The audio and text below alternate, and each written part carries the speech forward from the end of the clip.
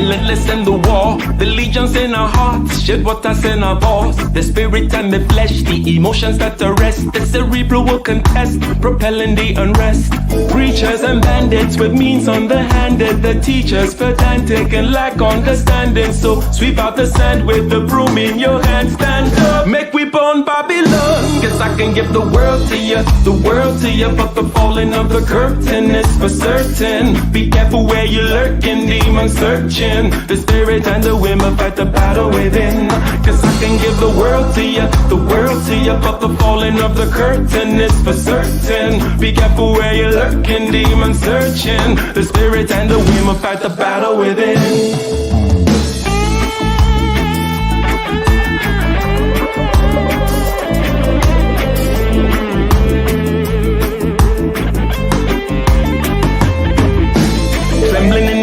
With the semblance of a blaze, with gratitude and rage, we touch another page with delirious delight, impervious to light. This vitality and might encourages the flight. Preachers and bandits with means underhanded, the teachers pedantic and lack understanding. So sweep out the sand with the broom in your hand. Stand up, make we burn Babylon. Guess I can give the world to you, the world to you. But the falling of the curtain is for certain. Be careful where you're lurking, demons searching. The spirit and the women fight the battle within. Guess I can give the world to you, the world to you. But the falling of the curtain is for certain. Be careful where you're lurking, demons searching. The spirit and the women fight the battle within.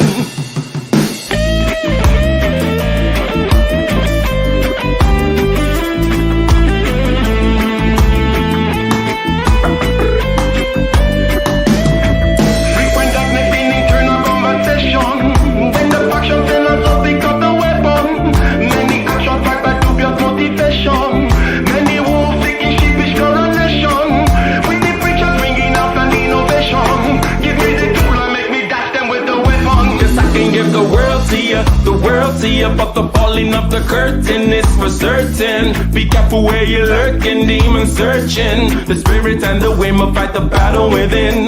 Cause I can give the world to you, the world to you. But the falling of the curtain is for certain. Be careful where you're lurking, demons searching. The spirit and the women fight the battle within.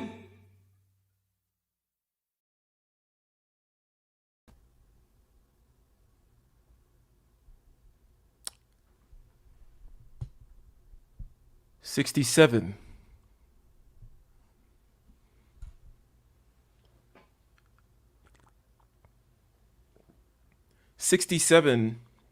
billion.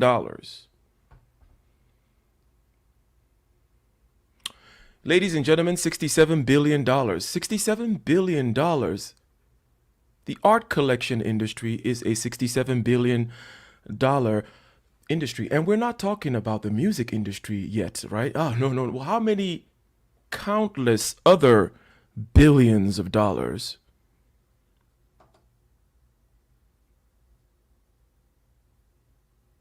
are floating around in that side of town? How many countless billions of dollars are in the music industry? But let's just talk about visual arts and some sculpture, maybe. The kinds that could be collected at $67 billion worth of loot, ladies and gentlemen. Art is ubiquitously venerated. Artists of old are highly influential and venerated in our culture. Art reaches deep into us. It touches us. There is no culture, no human society, no particular individual that is not affected by art. When something is that deep, when something is that all-encompassing, when something is that widespread, it becomes very difficult to grab a hold of it, because words are borders around concepts. And when a concept becomes too big, too everywhere, too many exemplary or examples of it, so many exemplars of its effects, it becomes difficult to tackle. It leads people to say things like, well, art is, whatever it's subjective. It's whatever you want to call it, man. But you know, we do not do such things over here. We do not take such answers. We reject offhand all answers that go into the realm too deeply. That is, too deeply into the realm of subjectivity. That is just laziness. We know it's just laziness. K Coaching knows it's just laziness. Young Swift knows it's just laziness. Whenever somebody tells you, oh, it's just whatever you want to make of it, well, that's not a philosophically minded person. And that's fine. But we don't find those kinds of people over here, do we? Over here, we wrestle with the hard questions. We wrestle with them in a very lighthearted, Sunday evening, sipping something kind of way. But still, something so essential and central, something so influential to our politics, to our culture, whether you are a warrior or a merchant. It is the artists that represent to the world your particular lifestyle, your particular hierarchy, your particular set of values. It is art.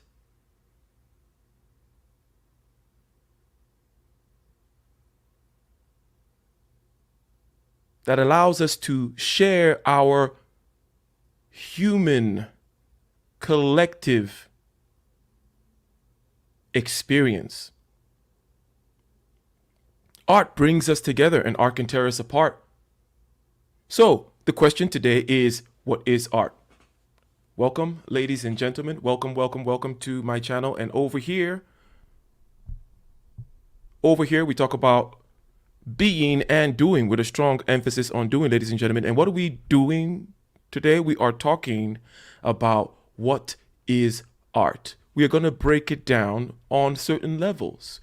We're going to try to figure out what art is not. We're going to try to figure out how it affects us. We're going to put words around this concept so that we don't go out there running around like chickens with their head cut off. Yes, Dr. Thunder, I'll know it when I see it. That is true, right? That is true. However, it is not a philosophical answer, is it? It is not a conceptual answer, is it? It does not have any borders around it other than you experiencing it. It is true that when you see art, yes, you know it. But hey, how about we write it down? Can we? How about we make an attempt? How about we're not lazy with our minds? So, it is not a situation where I am not unaware of the difficulty. It is not a situation where I am not unaware of the ambiguity, of the vastness of it. It is not a situation whereby I am unaware of the various modalities by which art is transmitted. No. It is right. It is because it is difficult. That is why I'm asking the question. It is because it is difficult. That's why I reject offhand the lazy answers. Because, life is too short for being lazy. Life is too short for not tackling in order to understand the difficult concepts. For a certain kind of person, that is. For a certain kind of person, we don't like to play half measures. Those other kinds of people are over somewhere getting drunk right now. But no, bring your wine over here. Bring your whiskey over here. Come by the fireplace. And let's talk about the question, what is art? Shout out to everyone who is joining us today so far in the chat. I see Dr. Thunder. I see the Goldie Jones channel. I see Shozan in the house. I see Young Swift, Ethiopified. Okay, ladies and gentlemen, let's dive right into this, okay? Let's dive right into this, and I would like to share my screen. I would like us to break this down systematically, but in a simple way. We keep things over here simple, measurable, actionable, and intuitive, as usual. As usual. Okay? So, what is art? We're going to start out from the negative.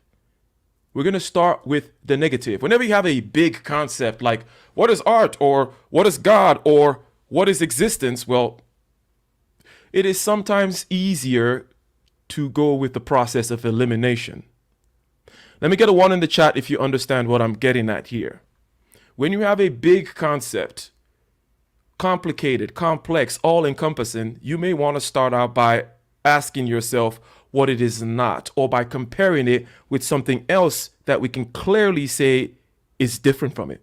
Something close enough to it so that we can begin to draw a border. So that we say over here on this end, this thing really close to art, but it's not quite art. Let's define it and let's draw that side of the border.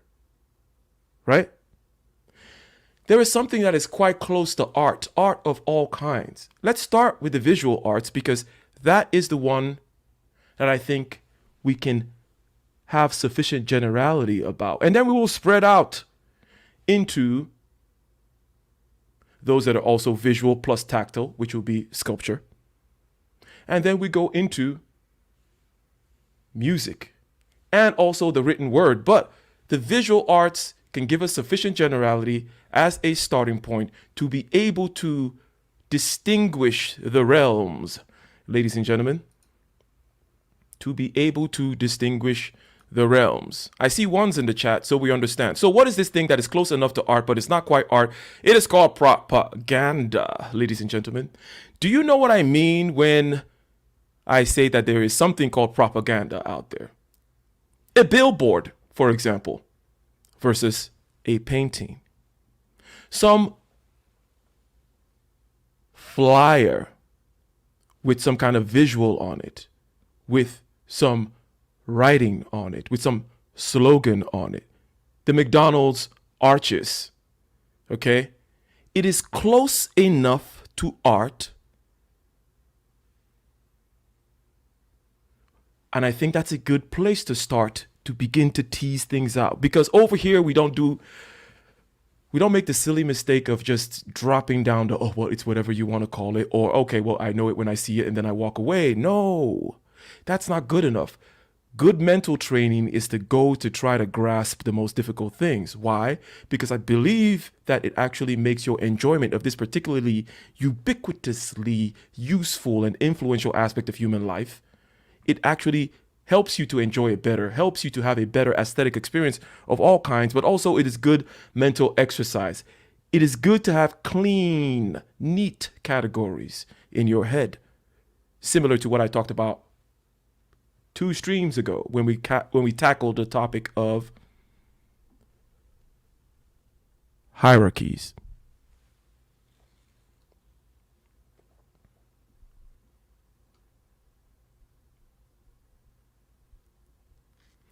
Red sings the blues in the house. Red sings the blues in the house is another musician in the house, and he says there is a difference in escapism,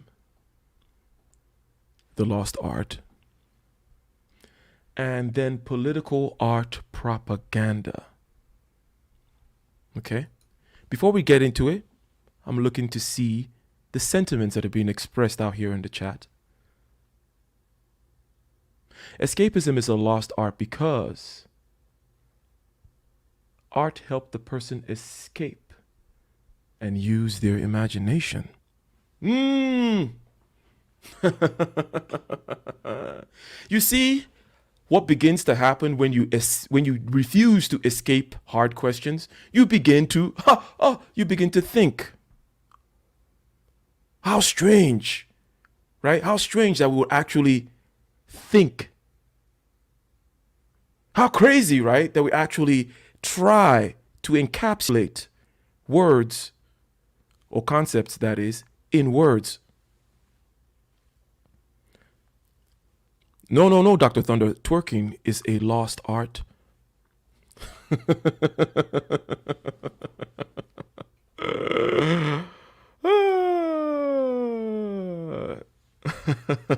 So, there's this thing called propaganda. You guys are beginning to see that it is close to it. I haven't seen any pushback so far. That it is close enough to art that is a place where we can begin to distinguish. And if we can distinguish why art is separate from propaganda, we can then begin to define closely at least one side of the border, right? And then we'll go find some other places where we can demarcate other aspects of the border so that we begin to know what we're talking about. And by the way, as I said, this particular kind of exercise, in other words, the philosophical mode of thinking, is useful in two ways. Number one, it actually helps you enjoy better, in this particular case, art. It actually helps you perceive better whatever concept it is you are clarifying. But also, it's a great exercise, a great way to live your life. The unexamined life is not worth living. I do agree with that statement. And I think that philosophy, in conjunction with mastery of subjective consciousness, i.e., that thing that we get through meditation, sensory clarity, equanimity, so on and so on and so on, that these two things are essential to a well-lived life for anybody who wishes to participate, right?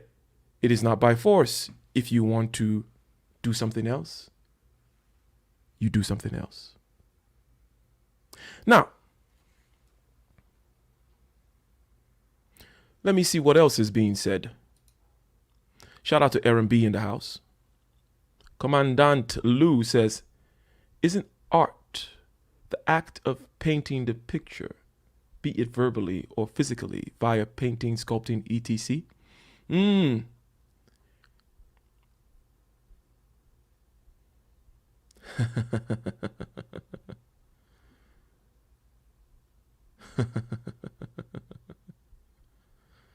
So let's get into it, okay? Obviously, this brings up a lot of things. There are several levels to philosophy. The top of the philosophical chain is called metaphysics. Metaphysics means beyond physics or above physics or below physics. In other words, that undergirds what we call space, time, and causality, the physical plane, right? What is the very nature of what is?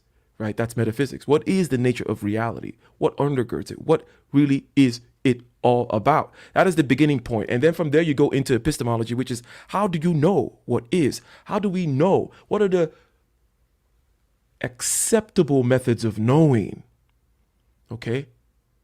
And we go into logic and metalogic and all that kind of stuff. That's the realm. The scientific method, perhaps, is a branch of epistemology. And then you go into ethics and aesthetics. Aesthetics is directly related to your metaphysics, ladies and gentlemen. It is a branch of philosophy. And for those who like to not have messiness in their heads, whether you're an artist or you are a philosopher, poet, engineer, truck driver, or whatever, whether you are any kind of human being, you are a philosopher. You are a philosopher. You are a philosophy machine. The only question is, do you know your philosophy or not? Let me get a 1 in the chat and shout out to Bella Howlight. Thank you very much for the $10 super chat. Let me get a 1 in the chat if you understand what I mean when I say that the human being is a philosophy machine. It's just a question of whether you know your philosophy or not. Whether you know your philosophy or not, whether you are cognizant of it, whether you went in there and discovered it, or whether it was just simply put in your head and you're running the NPC, non-player character, automaton mode, you are still a philosophy machine. You are running you're running a program, a philosophy program. Some of us like to at least know a little bit about it because we cannot understand not wanting to know.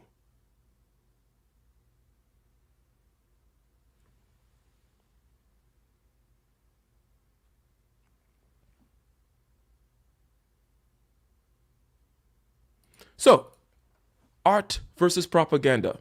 Simple example. We recognize this as a propaganda poster. It says, "Together we shall overcome." That star on the hand probably means something. Who knows what it means? I don't know. Is it the Star of David? It is. You can imagine many other such posters, right? You can imagine many such representations of what we would call propaganda. Or billboards. Essence magazine, Cosmopolitan, a car dealership with a beautiful rendition of a Corvette by the side of the freeway. It's aesthetically pleasing. It is a visual representation, right? So we're like, oh, this is quite adjacent to art. But we know instinctively, intuitively, without anybody having to come here and tell you, you know that what you're looking at right now is not art. It is close enough, but the fact that art exists will make us resist calling this art, because we know that right next door there is something else. Can we put some words? Can we put some words to what is being represented here? If I could ask, crave your indulgence, ladies and gentlemen, in the chat. What exactly are the sentiments being represented here? There is a sentiment of, would you say there's a sentiment of struggle? Right? It's conveying something about struggle. It's conveying something about victory, perhaps a fight, an enemy, something to overcome. Maybe the enemy is a political enemy. Tends to give the political vibe.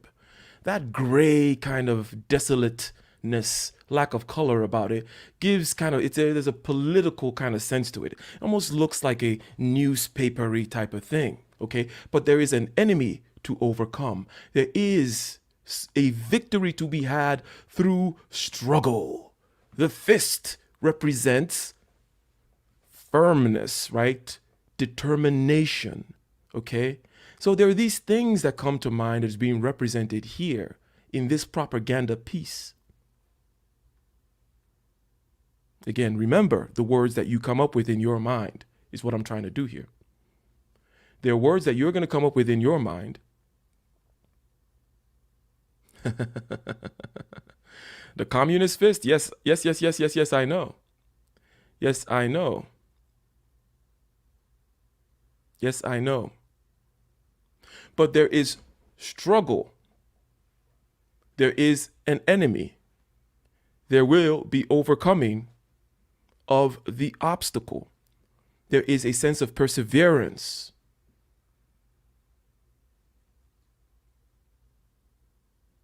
That is what this piece of propaganda is portraying to you. Now, let me show you something else that portrays all these other things, but it is a whole lot closer, and I dare I say it is actually art. Are you guys ready?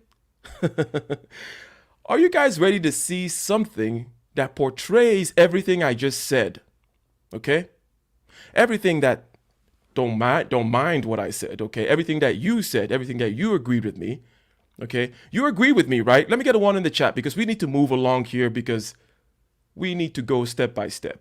And I need to know that people are following me, right?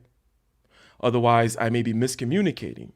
Otherwise, I may be making a fool of myself. You do not disagree with me, and let me get a 1 in the chat, that this is about struggle. This is about overcoming. This is about perseverance. There is a hindrance, an obstacle, possibly an enemy, possibly of the political sort, possibly of the personal sort. It says together, right? It could not be. Maybe the together can be out of there. You can remove the we to I shall overcome, and still the same struggle, perseverance, and so on and so forth.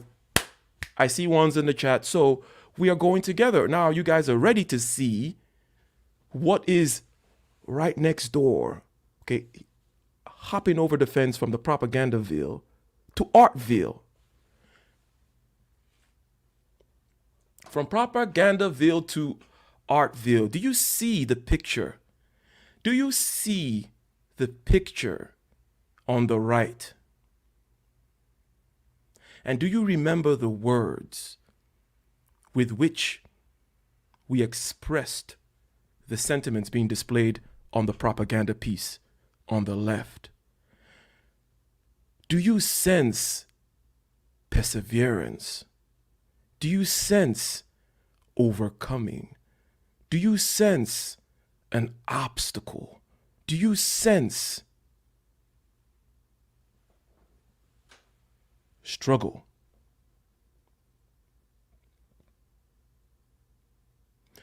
laying these two things next together begins to tell us that people who say things like, oh, well, art is just whatever you want it to be, have not even begun to take the first steps. In other words, doing this simple kind of negative questioning as to, well, what art is not, which is the simplest first thing you can do, process of elimination. Maybe there are infinite number of choices, but we can eliminate some of them.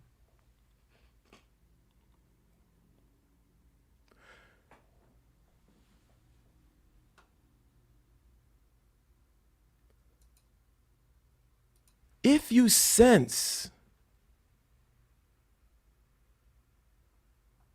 the sense of struggle and the sense of overcoming, okay, and the sense of an almost insurmountable obstacle from this particular mountain climber here, okay? Notice we don't know, okay? We don't know how far this mountain climber has come. We don't know how far till the summit, but we know he's in a huge mountain range. We look back and we see that massive mountain behind him. He is alone. He is climbing. He is struggling. He is persevering. This is determination. Do we see it? Or do we not see it? Young Swift says art gives a different kind of sensation. There is a difference between what you see on the left and what you see on the right. Irregardless of the color scheme, irregardless of the composition, because it could be a plane escaping a storm, for example, drawn in black and white. It doesn't matter so much the color scheme or the composition. There is something else going on here why these two things are different, but they convey the same thing.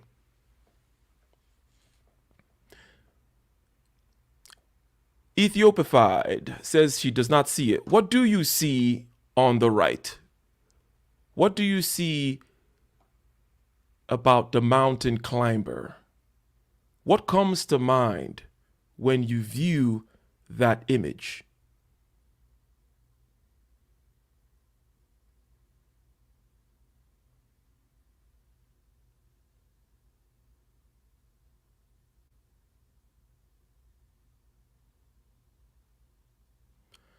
Red Sings the Blues says the left is just a sign.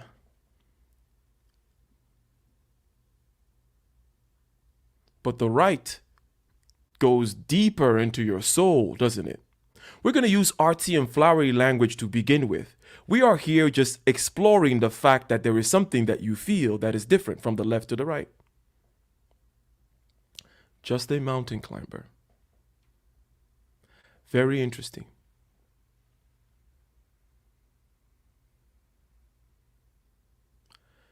There is something different from the left to the right.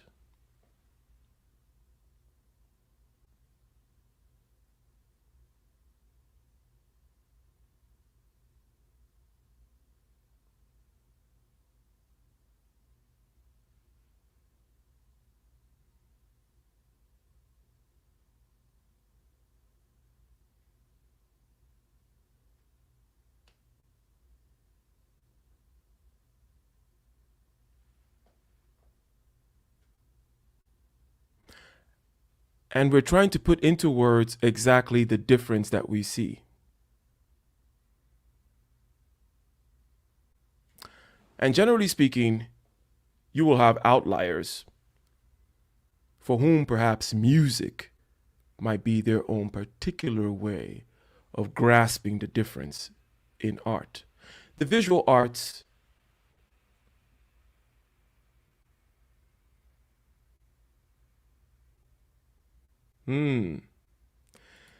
If you look at the color scheme here, if you look at the darkness,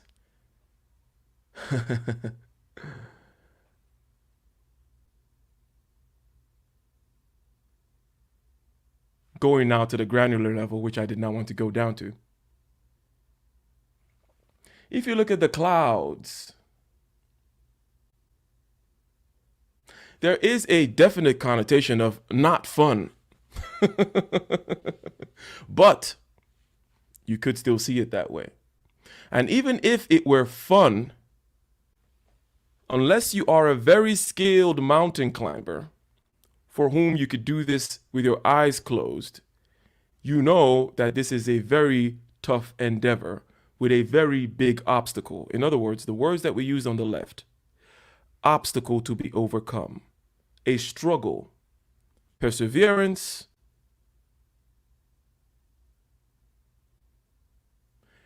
on the right, we have the same thing, whether it be fun or not. There is this obstacle there that we clearly see. We don't know how big it is. We don't know where he is at. There's a sense of uncertainty, but still there is a sense of hope. We don't know how far from the summit he is. We don't even know how close to the base he is, but he is climbing. He has a goal. He will overcome. Again, whether for fun or not. Because I think the word perseverance may have a connotation to some people of something maybe dark.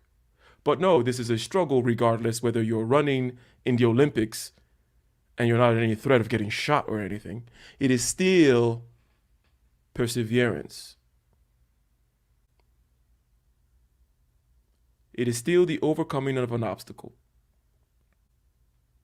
Now, what is this difference that we feel is the way we are going to go ahead and start this? Can we put words to the difference? There has to be words to the difference.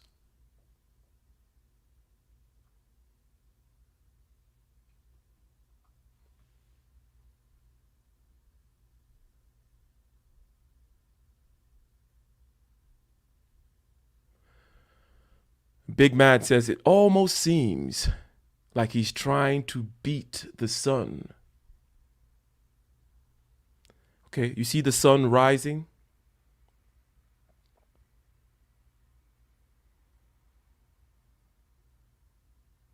And he is on this climb. So let's go ahead and say a couple of things about what exactly it is that we sense about the difference between these two things. Which one is more explicit? Which one is exactly telling you what it is? And Ethiopified, I think, is giving us a very clear insight into this. This first point. One of them tells you exactly what it is. The other one is open to interpretation. Yes or not?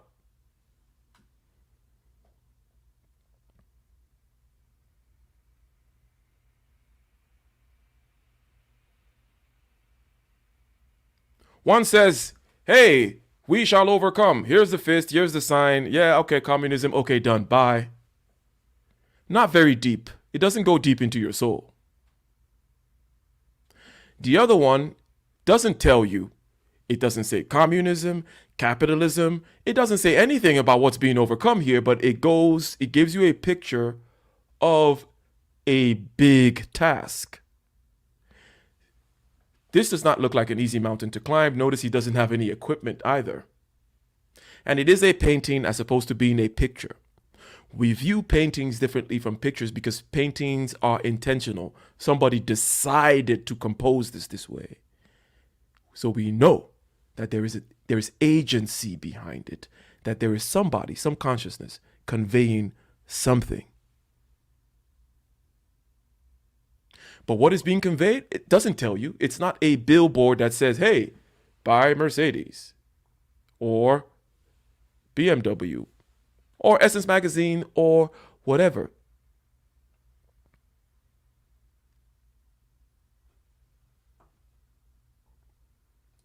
The right says,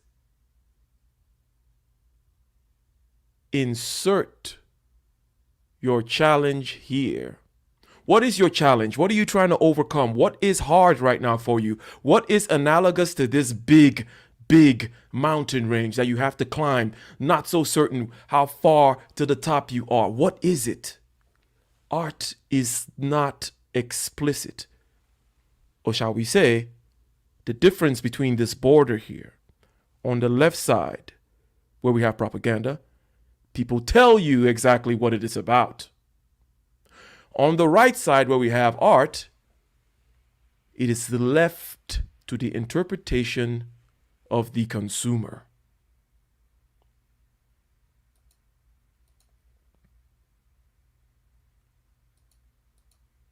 It should engage your imagination, okay? Notice that when we looked at the left and I asked you for stuff, you guys didn't really say much because it's all there. It's rather flat.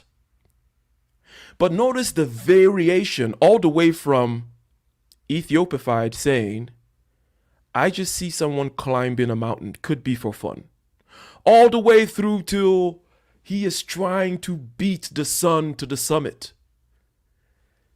Openness is the key here, okay? It's not about what I said. It's about the fact that it is open. They're adjacent to each other in the sense that there is something being done. There is an obstacle to be overcome. But one tells you exactly what it is. Communism, together we shall overcome the capitalist overlords. Yay. The other one engages your imagination, the viewer or the listener. So think about a jingle if we go from the visual arts to music. Think about some political ad with a song at the end or some jingle for a mattress company.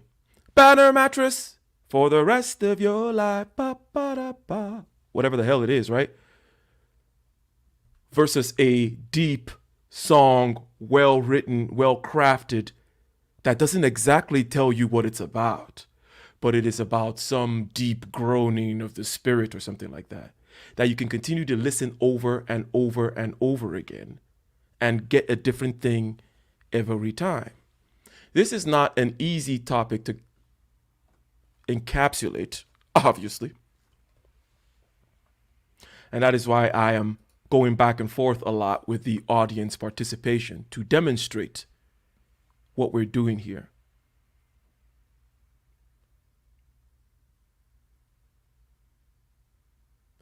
Commandant Lou, you said don't artists strive to communicate a message? Do you think the painting on the right, do you think that composition is just random? Do you think there's not a message that, is there not a, Commandant, is there not a mood at least to the painting? Yes. So 100%, I'm coming from the standpoint of intentionality, of cognitive function, that there is something being done by the artist, but that they do it, leaving it open. That is the real skill. Which is easier to do, the left or the right? The right is easy to do. The left is easy to do. My bad. The left is very easy to do because it just tells you, hey, this is what I'm telling you. The right is harder because it has to elicit the participation of your imagination without explicitly telling you. That is the skill of the artist. So, El Comandante, yes, there is an intention there. That artist, whomever he is, didn't paint some flowers in a garden. They painted a picture of a dark figure off to the side, not even the focal point. The focal point is this massive, imposing mountain range with this lonely, dark figure climbing. And we don't even know how far away he is to where he needs to get to. That is intentional. Therefore, there is intention.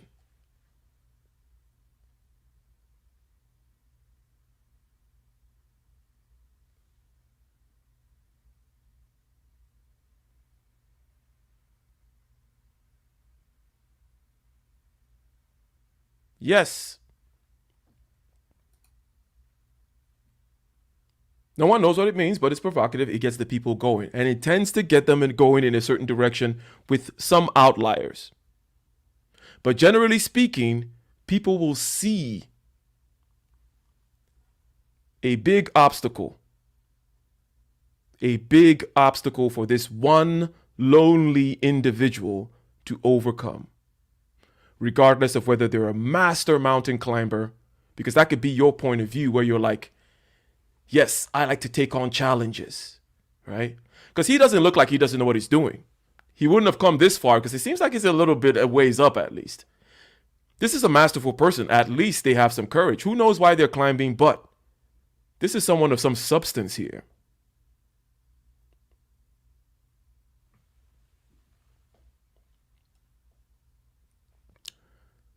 Commandant Lou says, thank you. I appreciate the explanation. Well, thank you for clarifying to me that the explanation is needed.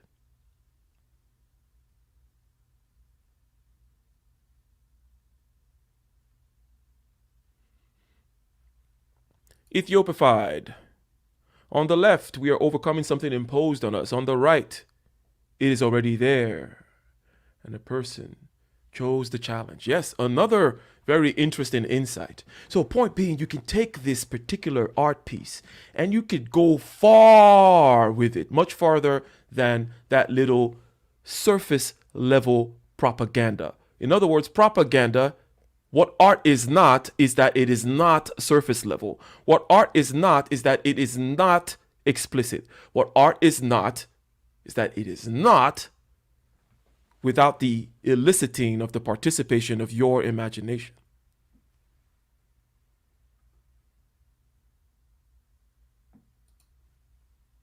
What else can we say? Okay, we've already mentioned it, not too explicit. Participation of your imagination needs to be sufficiently universal. It invites you to fill in the blanks. We don't have to have a long discussion about the left side, do we? No. Okay, we shall overcome, capitalism. Okay, moving on. But on the right side, we can talk for days and days. Let's pour some more wine. Bust out the nice Cuban cigars or whatever it is you're smoking on. And we can have lengthy conversations. We could get really human about the right side.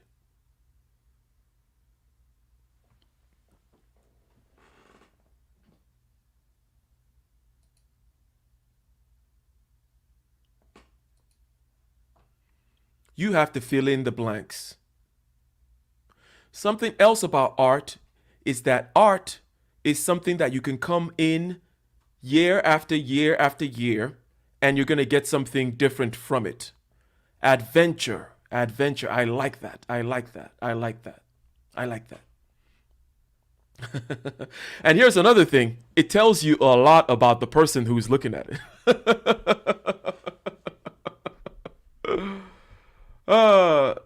Because it goes in there and it brings something out of you as opposed to putting something in your head. That is the beauty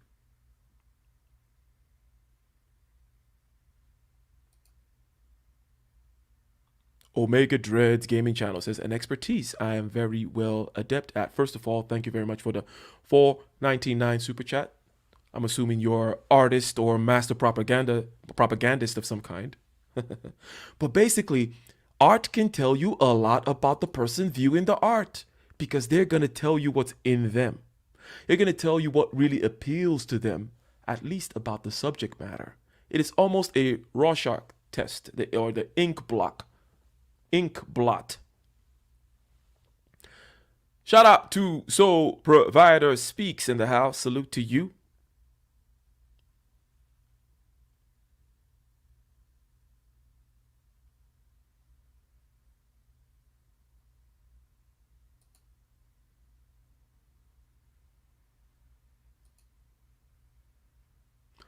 Art implies, it does not explicitly tell you. It is right here in front of our faces. We see it. The propaganda, the billboard, the magazine ad on the left versus the art on the right. It's clear as day what's what. I'm forcing that. I'm not saying that everybody's going to see it immediately. But I'm coaxing you, pushing you towards the beginnings of the conceptualization of this question of what is art, a question that people like to throw away and say, It is just whatever you want to call it, man. I reject that. That's some bullshit. That's some laziness and some stupidity. Sorry. But we all engage in some stupidity from time to time, and it behooves us to recognize it quickly and we get over it. Push it off to the side. It is right in front of us, the difference between these two things. You need to force yourself to think in generalities. You need to force yourself to think conceptually. What conceptually is the difference? We've stated a few, okay? We've stated that it needs to you need your participation. It's not going to tell you what it is about. It doesn't mean it's not about something, but it's not going to tell you what it's about, because otherwise it becomes shallow, dead, and it's not art anymore. It cannot be too explicit. Okay? And here's another very important point. Let me get a 1 in the chat if you get this point that is written down below. You can view at different times, and you will continue to evoke different scenarios. Have you ever read a book, a good work of literature? You read it when you were 15 and when you were 25 and when you were 30, and every time you read it, it's a different experience. You bringing something different. You have different scenarios that you're bringing to the table. In this particular case, your sense of adventure, if you're Ethiopified, for example, or your sense of struggle, regardless of what you're trying to see, right, is going to be different at each time. But you feel in the details. You see, propaganda does not last. Propaganda does not last because we shall overcome. Okay, communist propaganda. Okay, what? Okay, done. If I come back 10 years later and I look at the left, it's still just that. It still is just what it is. Very surface level. Nothing, just blank. That's it. You're done. It's an ad. Buy a Mercedes. Oh, get a McDonald's burger. That's it. It may be aesthetically pleasing. It may have the colors that you like. It may have symmetry and balance and all that stuff. We're not just talking about aesthetics. We're not just talking about things that you like, things that you have an affinity for. No, we are talking about art. And we're saying that it is such that you can come in year after year after year and you will see something fresh because you are going to fill in the details with your experience, with your emotional state. In this particular case, with your particular struggles or your particular sense of adventure.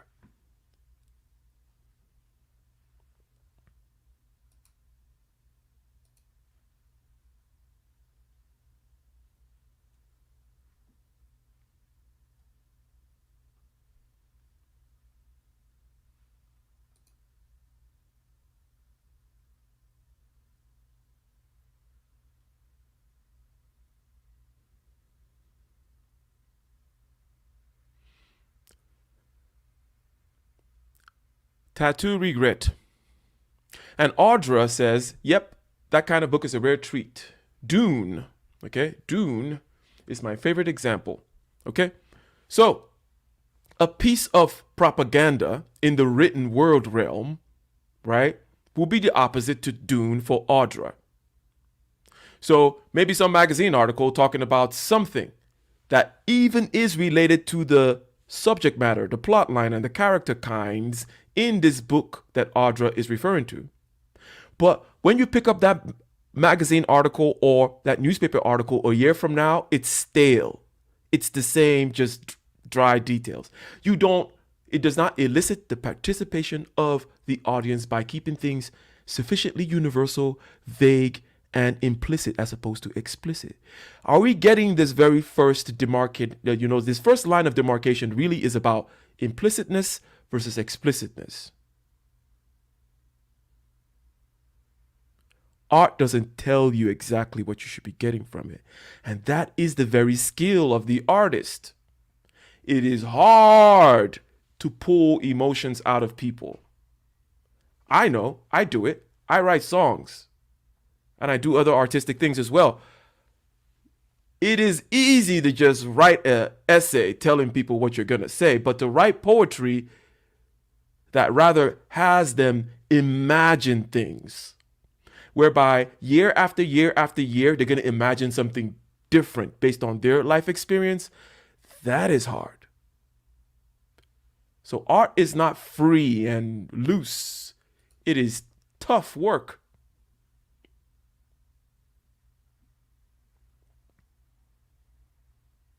It is tough work, ladies and gentlemen. So I felt like this was a good starting point. Before we get a little deeper and conceptualize more, I wanted to coax you. I wanted to use an intuition pump, right? Pump up your intuition. Give you a feeling. Like say, hey, what do you feel? Isn't there a different feeling from the left or to the right? Whether or not, whatever your feelings may be, you know that on the right, things are told to you. Things are not told to you. You have to fill in the details. You have to think. You have to imagine. You have to kind of maybe put yourself in a person's situation. You have to feel. It's deeper. You know that if you come back 10 years from now, you may see something else. Not necessarily see something else, but you may emphasize a different aspect of what's going on. But to the left, it just is what it is, and it's done.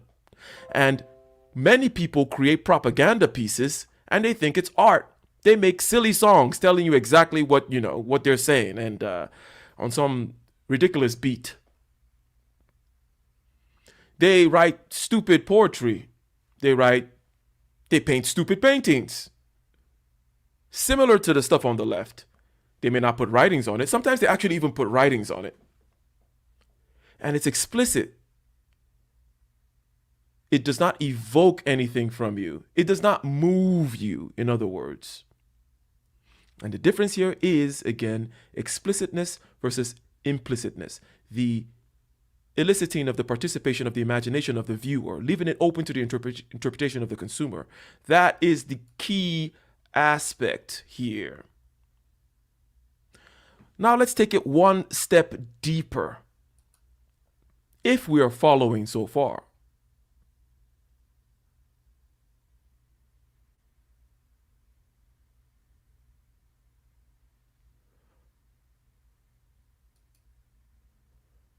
Audra says, implicit and layered, a better representation of life as we experience it, not clear, not all in agreement, complex. Exactly. Just like life. Just like life. That green vegan doesn't like the fact that tattoos are being brought up. Yeah, I added the doesn't like in there. Yes, I'm throwing jabs. So, if we take it to another level of generality, I say that art is the highest form of conceptualization. Some epistemologists out there might disagree with what I just said, but I will explain it. You have senses: sight, sound, touch, the smell. One step up from that, okay, so that's the base. Let's say that's the base. There may be a lower base, but let's start from your five senses, okay? One step up from that is to aggregate the five senses, because you know what? Just seeing black, right, which is a color, sight, and touching that it is hard and it has a certain weight, and so on and so forth, all that still needs to be brought in together to be one coherent whole. Let me get a 1 in the chat if you see what I'm trying to build here. You go from senses, which are independent senses.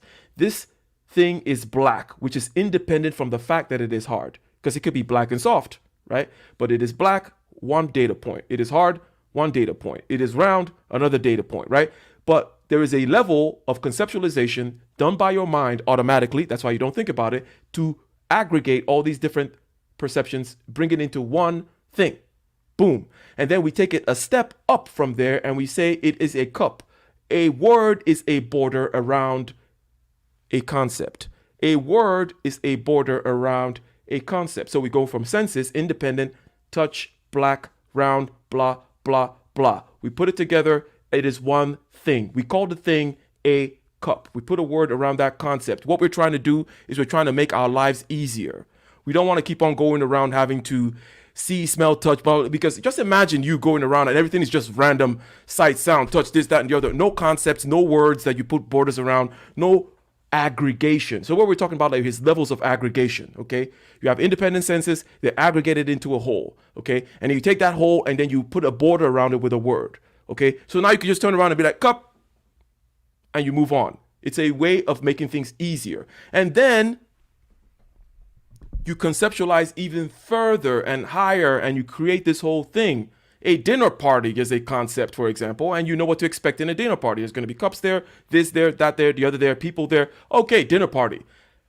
I don't have to go counting. Okay, what does this mean? I see this, I smell this, I touch this, I taste this, I look. It's like, no, it's a dinner party. It is a border around a concept. A concept contains many, many different senses and many different objects, so on and so forth, okay? I see ones in the chat, we understand what I'm saying. Now, art is the highest level of conceptualization that takes all these things. To put it simply, a picture is worth 1,000 words. Words are borders around concepts. A picture gives you this massive concept. Look at how many sentences we put together simply by just looking at that picture or that painting on the right. We talked a whole lot. It is a high level conceptualization. It is a high level border around this thing, which they're not telling you exactly what it is, but it is there. Another way to put it is this: stories. What would Jesus do? What would Han Solo do? What would Goku do? Pick your hero.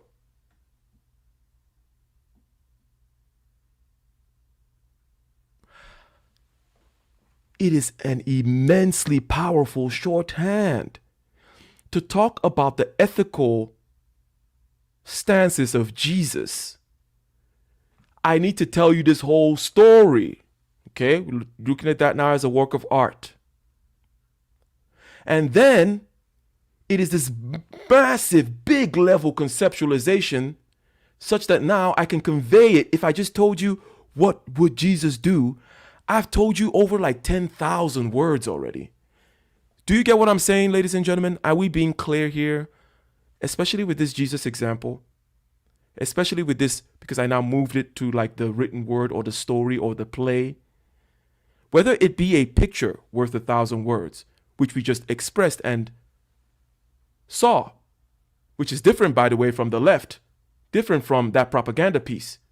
Okay, we're getting out now of understanding that, yes, there is a line between art and propaganda. We understand that art is therefore implicit. Art elicits the imagination of the participant. Art can be gone back and viewed over and over again, and you will fill in the details. Secondly, art also is the highest level of conceptualization. It takes mountains and mountains of data, puts it into this story, and now you can simply just say, what would Jesus do? Big level conceptualization. Doesn't get much bigger than that. So when somebody comes and tells you, well, art is just whatever you want to make of it, well, try to challenge them a little bit to do a little bit more thinking, but obviously this is a self-selective kind of thing. Not everybody needs to think about this. It doesn't pay your bills, generally speaking, but I think it actually makes you human. Okay? No smoke to the non-thinking people out there. But they're less human.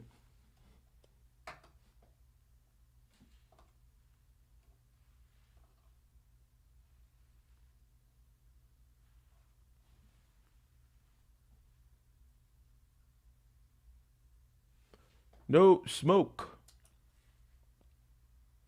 So, most complete level of conceptualization. Now that we've done that, okay, let's get a little bit, I think that now we can get a little bit meatier, okay?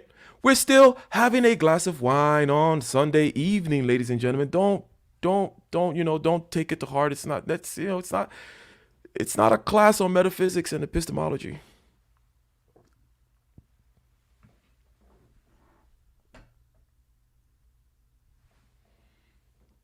But still, we want to put some meat on the bones here. We want to challenge ourselves a little bit more. We feel proud of ourselves that we've been able to distinguish art from propaganda. We have one line, one border. We say, oh, now we know.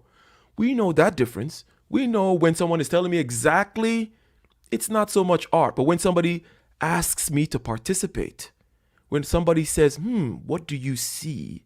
What's going on here? What's your interpretation? What do you see today? What do you see tomorrow? That's more like art. Now I'm going to say that art is a representation of the metaphysical value judgment of the artist. Oh my God, what are you talking about, bruh?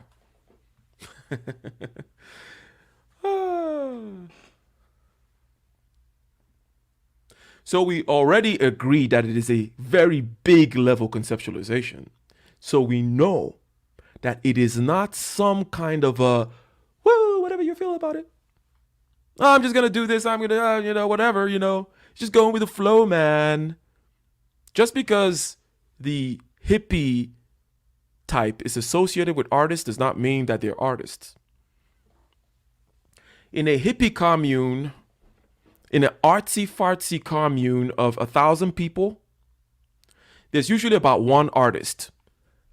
I would like you guys to put a 1 in the chat if you understand what I'm saying. In this commune of all kinds of people making beads and, painting paintings and people walking around barefoot and people talking about their chakras and their yoga, this and that, and there's 1,000 of them in this colony, there's usually only about one artist. And then there's like a layer of 100 wannabes. And then there's like a layer of like 600 hippies. And then an outer layer of about another 300, what I call hipsters. And it just gets watered down the more layers you go. I live this life, so I know what I'm talking about. It's part of my life. I roll in those circles. That group of 1,000 people talking all kinds of stuff, 1,000 of them, and there's only just one artist. Everyone else is just there for the vibe, there for to play that hierarchy game, there to be associated with the one artist. And they usually don't know what the hell they're talking about. So don't listen to them.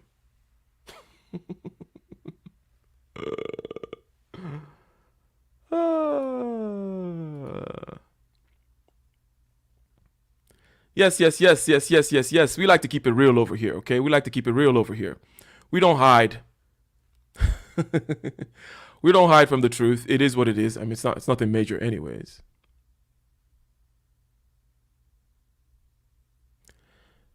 The leader might not necessarily be the artist. The artist might not even necessarily be the leader. It is a rare case that the artist is actually also the leader.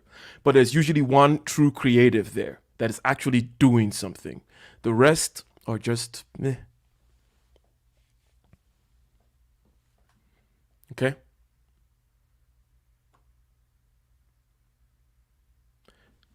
I'm bringing respectability back to art because this is what I am saying it is. So far, we have said that it takes a lot of skill to not tell you exactly what I'm trying to convey, to keep it open enough that it draws you in decade after decade, and you keep wanting to look at that painting. Who the hell wants to keep on looking at that propaganda poster?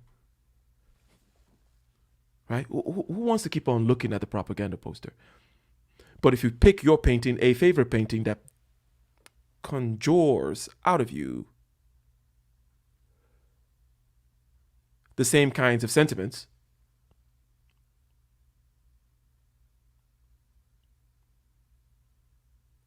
you can keep on looking at it over and over and over again, okay? And I'm saying that it is a very cognitive, intentional work. And people who say, oh, I just kind of did whatever I want, and, and just because they have the beads around their ankle or something doesn't mean that you should respect them at all as artists.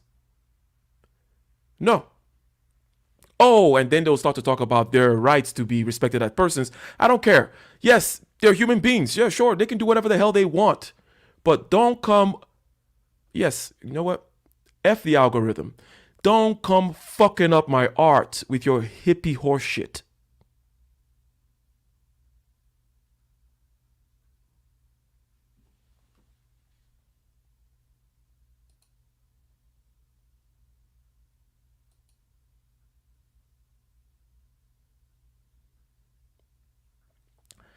When I say it is about a representation of the value judgments, it is a build-up from the fact that it is a conceptualization at a high level. But what is actually being represented in the what will Jesus do aspect, it is an ethical value judgment being represented. Does that make sense? Okay. There is always value judgments involved in art, is what I'm saying. And that's why it tends to be related to philosophy. You have metaphysics, epistemology, ethics, and aesthetics. They tend to flow from each other to the degree to which your philosophy is systematic. I'm not saying philosophy has to be systematic. You can have several kind of things go. Well, as I said, not a philosophy class. Don't worry about it. Don't worry about it. Pour some more Chianti. All right. It's January. It's a little chilly. Snuggle up by the fireplace. Let's talk about art. It is not an exact representation of reality. It is a show. It chooses what to show you. It is not about how banana-like this particular painting of a banana is. It's like, wow, this is a photorealistic painting of a banana. That is not the goal. There is always something being conveyed. So Commandant Lou or Comandante, El Comandante, there is always something being conveyed. So it's not about a message. It's about the how.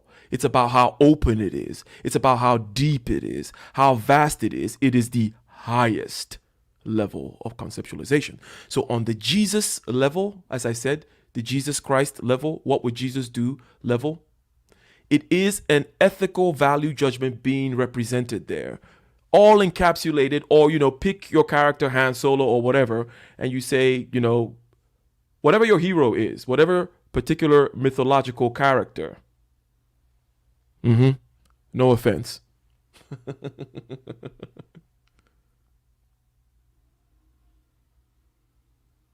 There is a value judgment being expressed. It could be ethical or metaphysical. But the metaphysical is always primary because the metaphysical is always the base of any kind of value judgment. Now, because I have shown you those pictures, I am not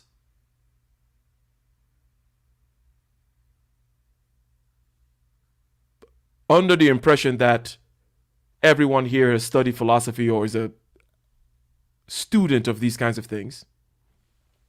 But because I've shown you those pictures and I've done that intuition pump thing, I think you'll be able to gleam and kind of feel our way in the dark here as to what I'm talking about, right? Highest conceptual level is always something being conceptualized. It is not just whatever I wanted to do.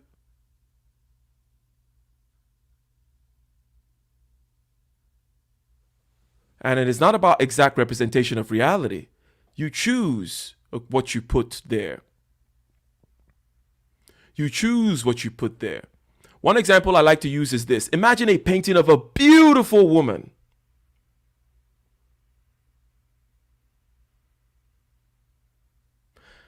I don't mean a hot woman. I mean a beautiful woman. And those who know the difference. As a side note, you guys know the difference between beautiful and hot? Do we know the difference between beautiful and hot? Can we get a 1? And this is something probably that men will know more, right? There is a difference between beautiful and hot. And you can see a woman that you are not even sexually attracted to, but you're like, wow, that's a beautiful woman. But you can also see a woman that is not beautiful, but you find hot. All right, good. So that's a short little lesson there for the women in the audience. Us men have this kind of category that we there's beautiful and then there's hot, and they're different, and they usually have nothing to do with one another. So imagine a painting of a beautiful woman. Okay, this is a painting, not a picture now. Okay, so an artist went and painted a beautiful woman, but then this artist decided to put a cold sore right there on her lip, a massive cold sore on her lip. You see, that is very different from photo, like somebody could say, well, if it's a picture, then yeah, okay, she happened to have a cold sore on her lip. It is what it is. But when it is a painting and somebody put that there, there's something deeper being conveyed. That's a little bit more disturbing. What's going on here? What are you trying to do here, Mr. Artist? It's a little bit more like, what's going on?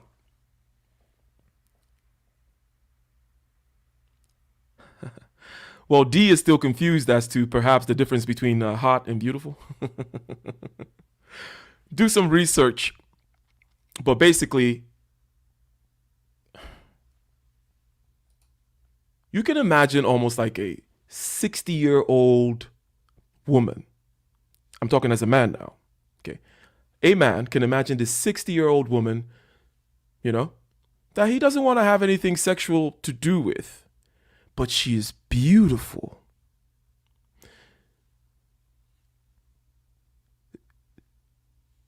Both physically and otherwise, there's something just beautiful about her being. And then you can imagine this other person that is maybe a 4 in the face. But she has that come spread your seed kind of vibe going on. Okay, so that's all.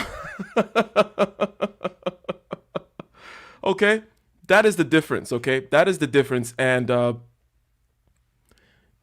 it is not per se, it is a category that men implicitly understand. Some of us understand it explicitly because we're weird like that. But you notice when I asked the men, we're like, yep, I get it. Yep. Yep, I get it.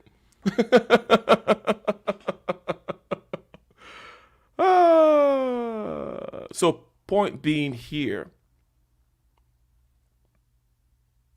that it's not about just representing reality, that what you choose to put in a work of art is important, okay?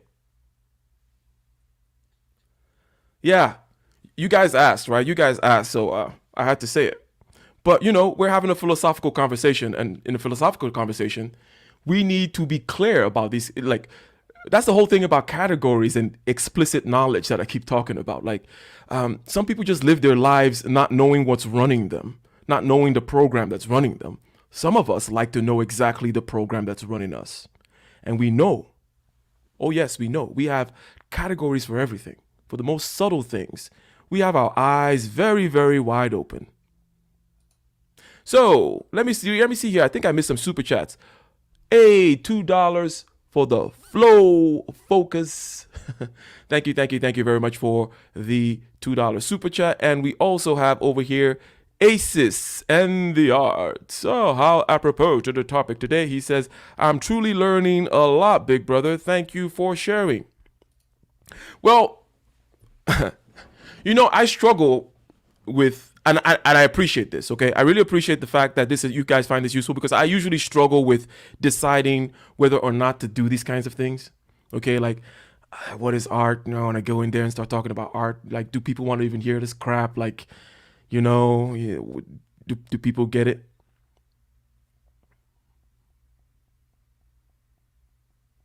Yes, hot women think they're beautiful, but it's not. Nope. Instagram thoughts are not beautiful. Instagram thoughts are not beautiful. Go sing it from the mountaintop. The thoughts on Instagram are not beautiful, and they get what they get as a result. Instagram thoughts are not beautiful, and they get what they get as a result, because the vibe that they're putting out is the come spread your seed vibe.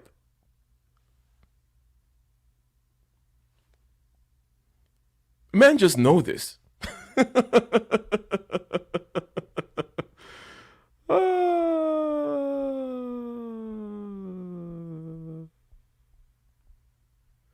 Okay, yeah, so thank you very much. So I'm going to be more free in terms of the kinds of things that I share out there, because it seems like there's an audience for it, right?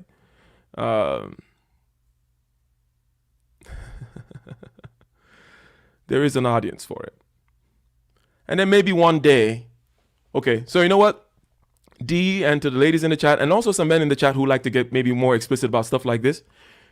One day we will get down to the nitty gritty about the difference between beautiful and hot, because it also has to do with the mating strategies of men evolutionarily. Oh, it gets deep. Everything gets deep over here. There is no simple surface level stuff, okay? Oh, beautiful and hot. Oh, you think that's the end of it? Oh, no. There's an evolutionary explanation for it, too. And it has to do with certain mating strategies that men have, okay?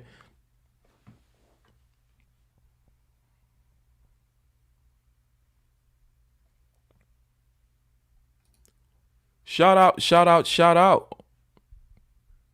Got a $2.99 super chat. Says, do more video like that. I like it and learn a lot.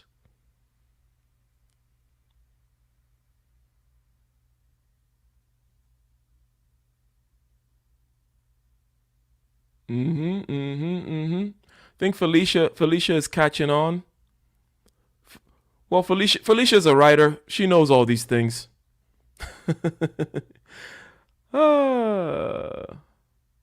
She knows all these things. So, it's not about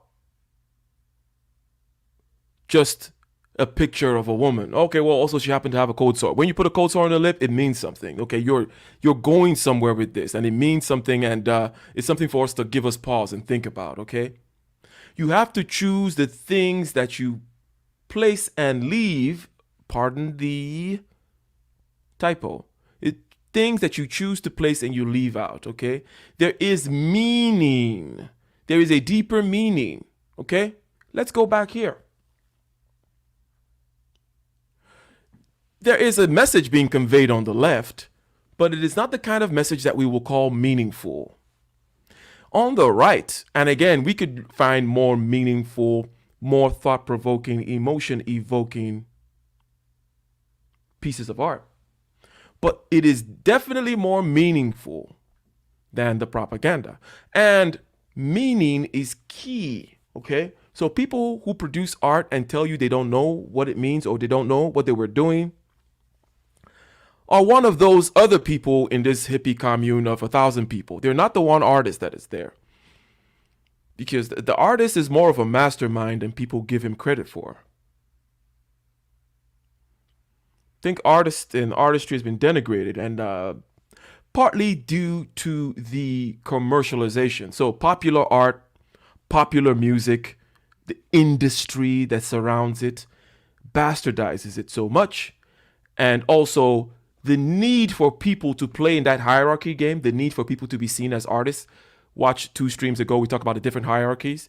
You have the princely or warrior hierarchy. You have the sage, wise man, priest hierarchy.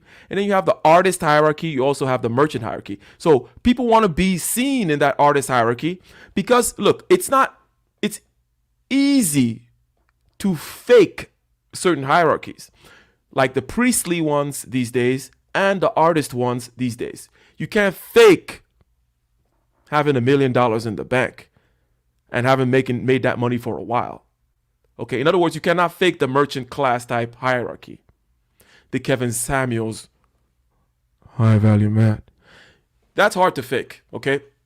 But people want to fake hierarchy. So they go say things like, oh, I'm an artist, I'm an artist too. So you get a whole bunch of fakers, okay? This is the social dynamic I'm describing here as to why people don't really understand art. Number one, it is hard, okay? It is ubiquitously useful, universally venerated, very influential, very broad, but difficult to tackle philosophically and conceptually. So it's hard, so people just give up.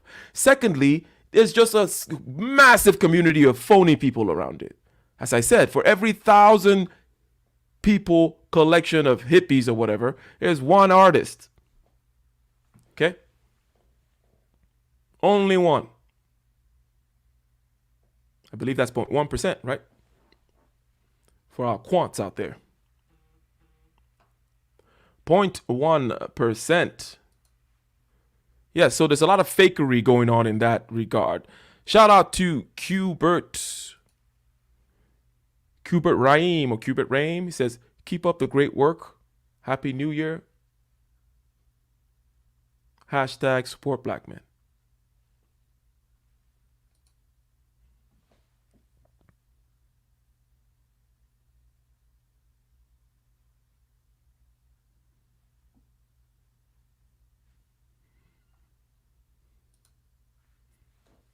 So the artist hierarchy tends to be fuzzy. We can't recognize the real ones from the fake ones. And I think that's a lot to our detriment, because understanding the different hierarchies and understanding the true exemplars of virtue in each hierarchy is very, very key to navigating this world. Knowing who the true captain of industry is, playing in the hierarchy of the merchant capitalist class, right? Whether it just be a base level type of simple Kevin Samuels high value man type stuff, right? Knowing who those people really are, and also knowing who the true sages, wise men are. Also knowing who the real warrior types are. And fuck you if you call yourself an alpha out there. If it ever comes out of your fucking stupid mouth that you're some kind of fucking alpha, you're a dumbass. And you're nowhere near an alpha.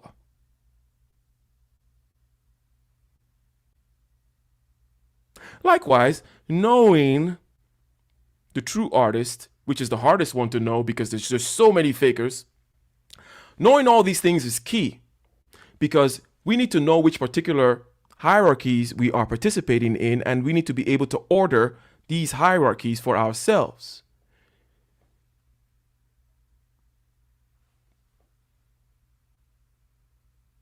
Because we're philosophy machines, we are all conceptual machines, we are all we run with software, but it is best if you know a little bit about the software that's running you, because something is running you. Something is running you. You are a philosophical machine. It is on you to either ignore it and just be blown around in the wind, or to know a little bit about it. And notice I always say a little bit, because there is some opacity to us. We cannot completely be transparent to ourselves. But to be completely ignorant is disgusting. Now,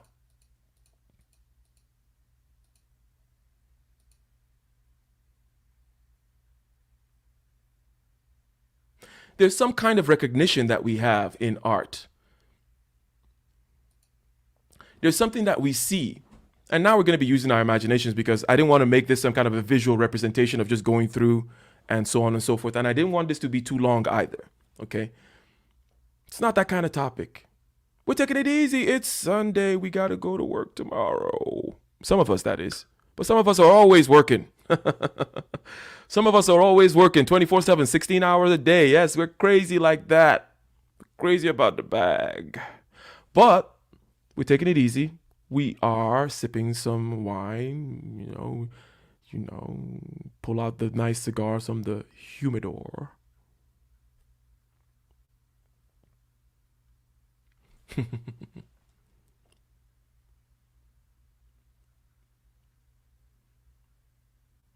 It's not what it shows. It's not what is shown, is what it pulls out of you. Okay? It's that thing that we recognize in it. It is something that makes us commiserate as human beings. When we all sit down and watch a play together and it pulls something out of us, this is part of the purpose of art, because we're asking what is art, and we know that it is broad, but we're at least laying out the beginning of a map. We're drawing borders here. Okay? Borders about why it's different from propaganda. Borders about its use. Borders about how it is the highest level of conceptualization, and so on and so forth. Obviously, you can have a whole bookshelf worth of books, dense books, that really go into the nitty-gritty about all this. But today we're just having a rather broad conversation about what exactly is art. This $67 billion industry, just in the collecting side of things, not to mention all those other aspects like the music industry and so on and so forth.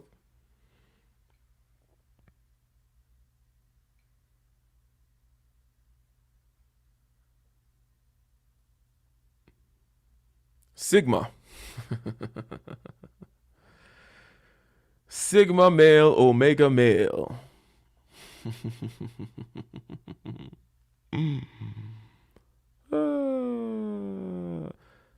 Salute to Dr. Matt in the house. And Daryl, thank you for joining us. Thank you for joining us. Okay.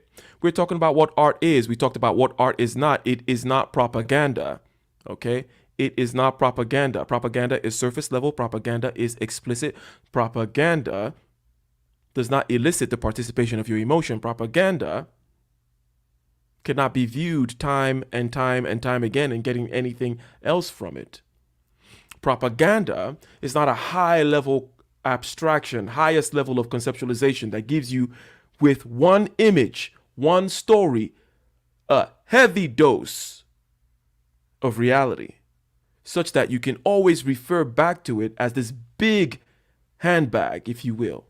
Because again, we have the senses. The senses then get aggregated by our minds automatically, by our brains. It gets aggregated because, you don't just kind of see floating pictures, floating images. And it's not like you separate completely the touch from the sight, from the smell, and so on and so forth. But they are independent, but you aggregate them together. And then you aggregate all these together with a word. You put a border around a concept. We call it a word. A word is a border around a concept. And then we have bigger and bigger concepts. So we talk about a cup as a concept, but we also talk about a dinner party as a concept. Dinner party contains cups and plates and people and so on and so forth. At a very, very, very, very, very high level of conceptualization is art. It just has all kinds of things in there. You can talk about it for days and days. And a good example is, what would Jesus do? What would Goku do? What would Han Solo do? It is a way of representing ethical value judgments in this case on a very high conceptual level. If people don't begin to say things like this when they talk about their art, or even start to give you that vibe, then it is possible they don't know what they're talking about. It is possible that maybe they're not real artists. It's possible that you shouldn't listen to them. This in a very funny way, is a continuation of my hierarchy thing. Because remember, one of the hierarchies is the hierarchies of the artist. Or the hierarchy of the artist. Being able to recognize the real in each of these hierarchies is key. Because we all have to participate in each of them to varying degrees. Being clear about things is very key. When we talked about hierarchies a couple of days ago, we talked about how not to argue with the merchant coming from a priest point of view. If the merchant says, okay, these are my parameters for being high value, don't come in and start telling him, oh, but how about my value as an alpha male? How about my value as a holy man? And you're just showing category errors. You're showing emotional problems. You're.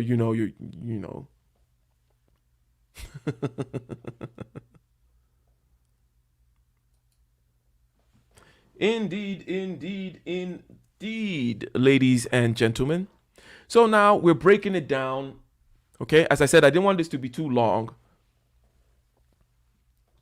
We're just breaking it down into certain other things that we can say about this representation of the artist's value judgment. Okay? It is not necessarily a feeling that it pulls out of you. It is a complex set of feelings, if at all it is a feeling. But it is a recognition of something.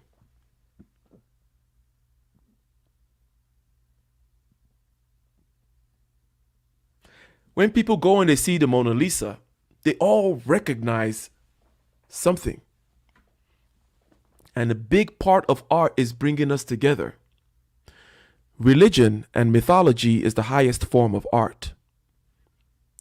A way to draw another border around art is to say, well, what is the biggest manifestation of it?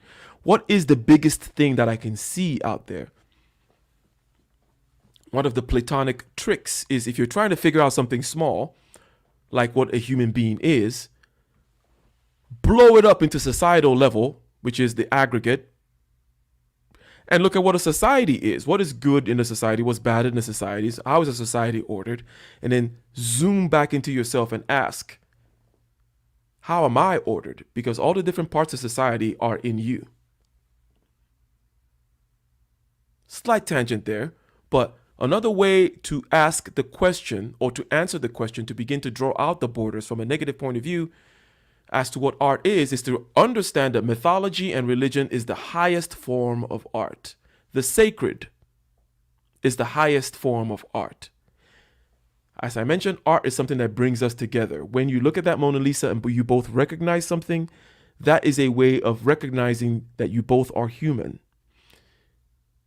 This is a big, big function of mythology. You cannot found a people or keep them together without mythology.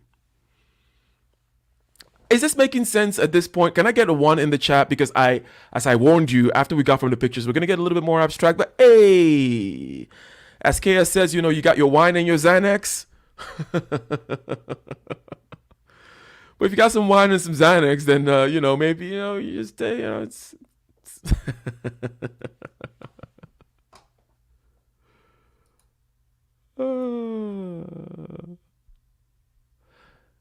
Thank you very much, the Green Vegan, for the $2 super chat. Says it feels good to hear this. People need to stop drinking the Kool-Aid. Well, thank you, and I see ones in the chat. Wow, this is music to my ears. Yeah, again, I tend to struggle as to, well, what should I say? Do people want to hear this crap? But there are more weirdos out there than I thought. What do you know? Yes, you guys are all weirdos. This is the Weirdo Channel, where we ask silly questions like, what is art? And we're actually serious about answering it. Like, we're actually serious about answering it. How crazy.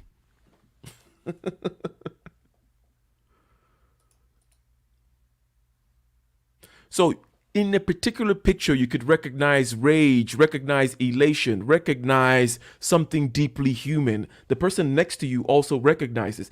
The person next to them also recognizes it. This brings the group together because it is hard for human beings to... Look, us human beings, we don't like each other. This is a well-known recognition, okay? If you're not my brother, my sister, my blood, okay? Here's what I'm saying. Hear me out, right? When we do not have genetic material between us, okay? Brother, sister, and then maybe next of kin, we start having to need other things to tie us together, okay? Or maybe we're a part of the same tribe, which is also just an extension of that genetic connection. But even still, it already starts to break down. Just because someone is your cousin doesn't really mean you can feel a genuine bond to them. But when you break it out into a bigger number, definitely past Dunbar's number, Dunbar's number, about 150 people, typical kind of small tribe or band of hunter-gatherer type people, usually the kinds of the amount of names you can store in your head, that kind of thing, that whole realm, right? Roughly speaking, okay?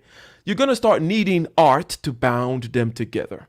This is a basic function of art, not propaganda. Propaganda doesn't work that way, okay? Propaganda is just more surface level stuff. It's just kind of like the little pumps, like, hey, we got to pump it out more, okay? The art is the mountaintop, okay, where the water is flowing from and going, okay? The pumps along the way just help it to get to its destination, right? Which is propaganda. Just kind of pump it a little. Oh, we need a little boost, a little boost, a little boost.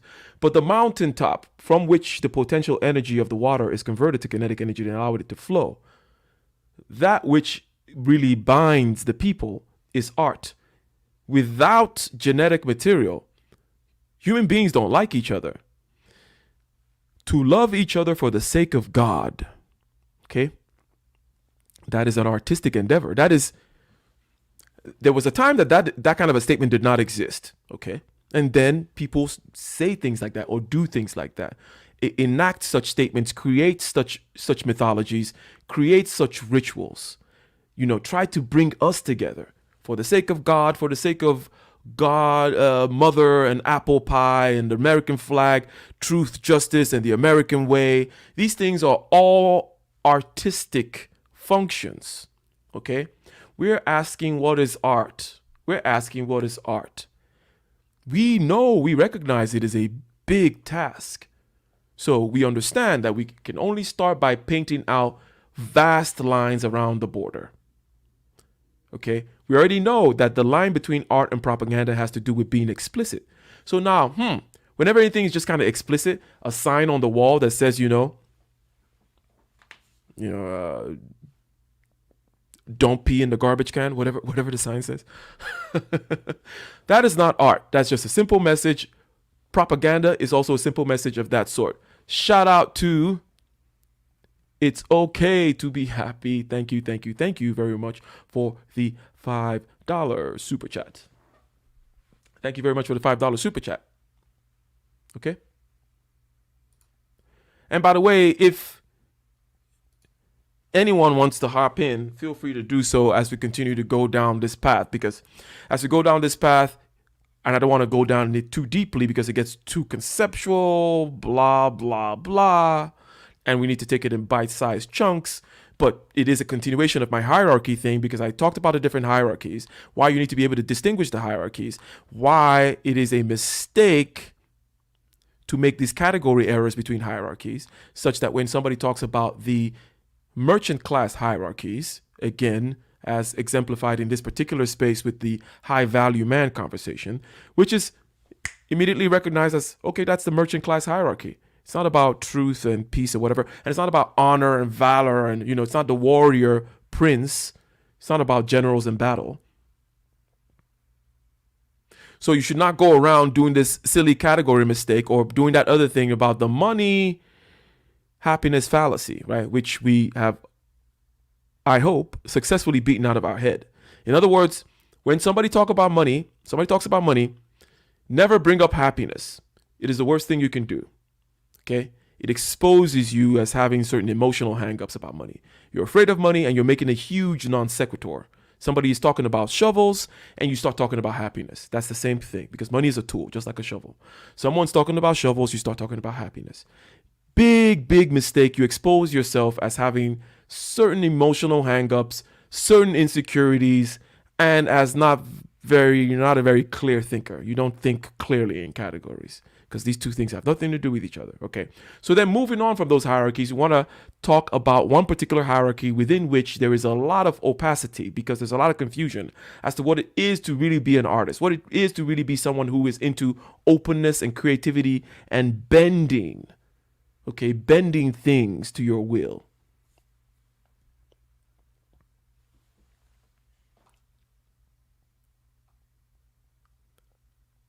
So, join the dream. Politician a talk certain thing they no mention. Say a drugs and gun the people tax money spend pon. Come with plastic smile and them wicked invention in your heart is where them put them evil invention. Ton gun model seeking attention. Till them it is there and there is no redemption. Rasta tell them all the while, stop war and till the soil. Stop fighting for land and oil. Feed the coil, so many go defile. Slave master spitting at them face and drop the tweet to smile. The banks of the Nile, so wild and so fertile, acres more than a zillion mile. Word 'em up. So, it is more than just aesthetic affinity, ladies and gentlemen. It is more than just aesthetic affinity. It is not just about the colors you like and the symmetry that you like or the reality of this particular banana, as I said, this particular picture, right? It is not about that. It is more than that, okay? It's not just about things that are pleasing to your eyes, colors that you like, okay? It is more than technical mastery, okay? Because that particular piece of propaganda, okay, that says go buy this Benz could be done by a very technically masterful artist. There could be a lot of photo reality to it, right? It looks very clean. Wow. So art is not just about aesthetics, not just about what you find pleasing to the senses. It's different, okay? It is definitely an aspect of it, okay? It's almost like the coating around the pill, right? A little bit of aesthetics is good for you to be able to take that pill. It helps you to swallow the art down. Let me get a one if this is clear, okay? Nicely written words in a nice story, okay, are useful for you to swallow it down. The kinds of colors that you like, okay, is better in order to be able to consume the message of a particular painting. Because aesthetics are mainly about you. In other words, the colors that you like. Do you like a kind of symmetry? Do you like photoreality and so on and so forth? But that's not what makes it art. Okay, what makes it art is the kinds of things we were talking about earlier. We were talking about things such as it's not explicit, it's implicit, it elicits your imagination. It is a high level conceptualization. Another way to think about it is, oh, it is religion. It is that thing that brings people together. The mythology, the religion, the rituals, and so on and so forth. That thing.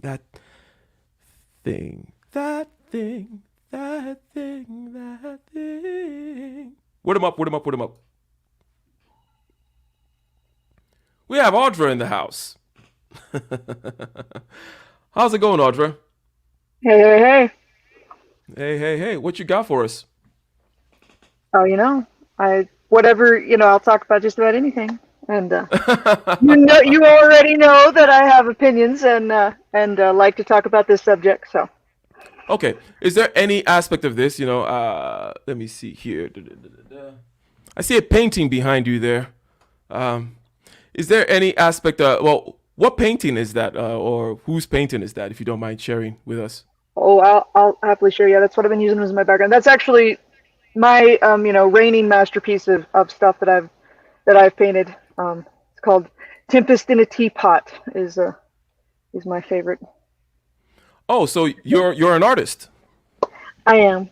I Oh, I think I would even defend the sort of the the deeper meaning of that you've been discussing and delineating.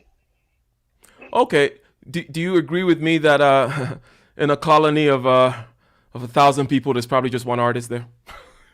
I think that's yeah, I would agree with you. I'd have to think a little longer to see if you might even be underestimating. Wow. You see, bam. You see, because yeah, good. We have an artist in the house. We have an artist in the house because maybe I don't have my street cred in the art line because I don't know what it is, but because I'm an engineer and I do certain other things and I talk about sales and so on and so forth, maybe people don't take my word for it. But here's an artist right here. Okay, she has a painting behind her. It's her painting, and she's telling you that hey, it is difficult to recognize real artists, and that 1,000 to 1 thing that I said is people are asking that you show them the piece, Audra. All right. Or I don't know, send it or do I don't know. Yeah, go ahead. Yeah. Show it and explain it to us. Why take this? Yeah, we have a real artist in the house. Let me go ahead and blow you up, if I All could right. do that. Yes. So I give you like the High Points tour, the Express Yeah. tour. I mean, as Yeah. you Go can ahead. see, like so I want to make one point before I kind of go over this, just while it's on before I forget it. You're talking about there's only one artist in a large group of even where you expect to find artists, right? The place that signals, ooh, you might find an artist here. As from my perspective as an artist, thinking about, I've done quite a few paintings. I do art in other mediums as well, but I've done a lot, and I'm proud of most of them. I like them, but a lot of them don't. I wouldn't show off as what I consider like really meaningful, right? Like, I think now I know that I'm not the best judge of my work, right? I think that's an interesting perspective from the artist side. I'm not, and it varies, but when you're actually in the process of doing a piece like this, it's got a lot of stuff going on. It's not all planned out, right? There's a lot of decisions made, and it's a difficult and attention hungry process just producing it, right? So it's not like you're sitting there focusing on, this is the message I want to convey, this is what I want people to understand. That can be done. To me, that leans more towards propaganda, even in more traditionally artistic mediums. I found this one interesting, and it took some friends and other people looking at it before I realized what was in it, what could be seen in it, because sometimes I think I think it's very easy to get way too close as an artist. But kind of the other point I wanted to make is that there may be only one artist in 1,000 in in an artist colony, and what I can good art is something that you're actually kind of like, ooh, yeah, this is something people latch on, this seems to have some of that intrinsic, that element, that, deeper elements that can be recognized, is not every piece of artwork that comes out of an artist, right? Right. Not every piece of artwork is art, even out of this. So let me just second that. Let me second that. Okay. Let's say for me, like I do some drawing, but and paint, but it's not my strong suit. Okay. I do most of my drawings are engineering drawings, and then I do some sketching of human figures or whatever. But my main thing is music, right? So I know for sure that I have to write a whole bunch of crap, right, for it to come out. It's almost like it's part of the process. Okay, if you don't write the crap, you're not gonna find the gems. It's like sifting through whatever, right? You just gotta like. That's why the professionalism, if you will, is something that I was gonna touch on at the end, because a lot of people tend to think that art is, again, because of all of the fake people that are around artists, they tend to think, oh, it's just kind of it's about freedom. No, it's about constraint. It's about the tight constraint on a medium. The medium could be marble. It could be words. You think you just throw words on a page and you come out with poetry? Or is it a very careful and intelligent process of really going back and rewriting and rewriting and rewriting? And we're just talking about one piece. But generally speaking, also, you have to write a whole bunch of crappy pieces. And then, bam, a good song comes out, a good poem comes out, a good story comes out. But anyways, go ahead. All right. Yeah, I second you back, because I write a lot too, and the rewriting, and that's actually been an interesting way to look at I think a larger art piece, is the rewriting that goes on as you're making it. Much like a lot of other mediums. But anyway, like kind of the short history is, so this is actually when you're talking about constraints, right? I think there's a great, in the power of constraints for actually expressing imagination is something that's not talked about a lot. As someone who has a lot of ideas, and I don't have a trouble finding thoughts and imagination. Constraints and segmentation helps me kind of ground myself, and I think it helps me express my imagination. Again, kind of a bit of an oxymoronic thought at surface level. What we're looking at there, to me, okay, so here's what I, okay, I'm just gonna go from like you just basic, okay, I look at it, and so I see a ship, okay, and by the way, ladies and gentlemen, can you see this enough clearly? Let me get a 1 in the chat if you guys can see the painting clear enough, because the largest I can get it is this kind of 2-pane way. That's the biggest it'll go. Do you guys see the painting clearly? Okay, give me 1 in the chat if you do. So I see a ship, okay, coming out of water, and then the water seems to be spilling out of the sides of a table. It's like the ocean is in the table, okay? And then it also looks like a kitchen table, right? Because of the other things around it, and because of the tile in the back, and so on and so forth. Now, there's a lot going on here. The first thing that definitely catches me, like, it's very interesting, that whole ship coming out of is it the surreality, or how do you say surreality or whatever, right? That surreal element is something that I find, I like that stuff. It's like, whoa, okay, all right, I guess there's a ship coming out of the middle of the kitchen table with the ocean spilling out of the sides.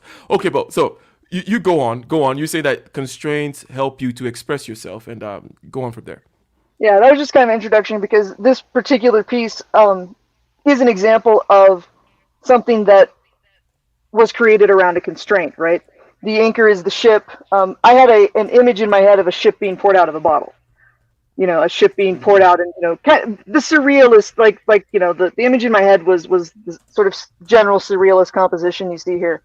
But what I did is so sort of the constraint and the challenge was to take an old master painting, right, something, and recreate a part of it and incorporate it in a new composition, right?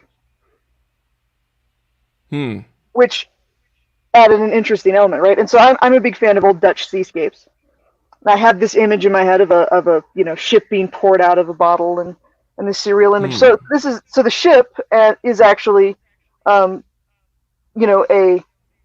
not an exact copy, but this is actually comes from an old painting.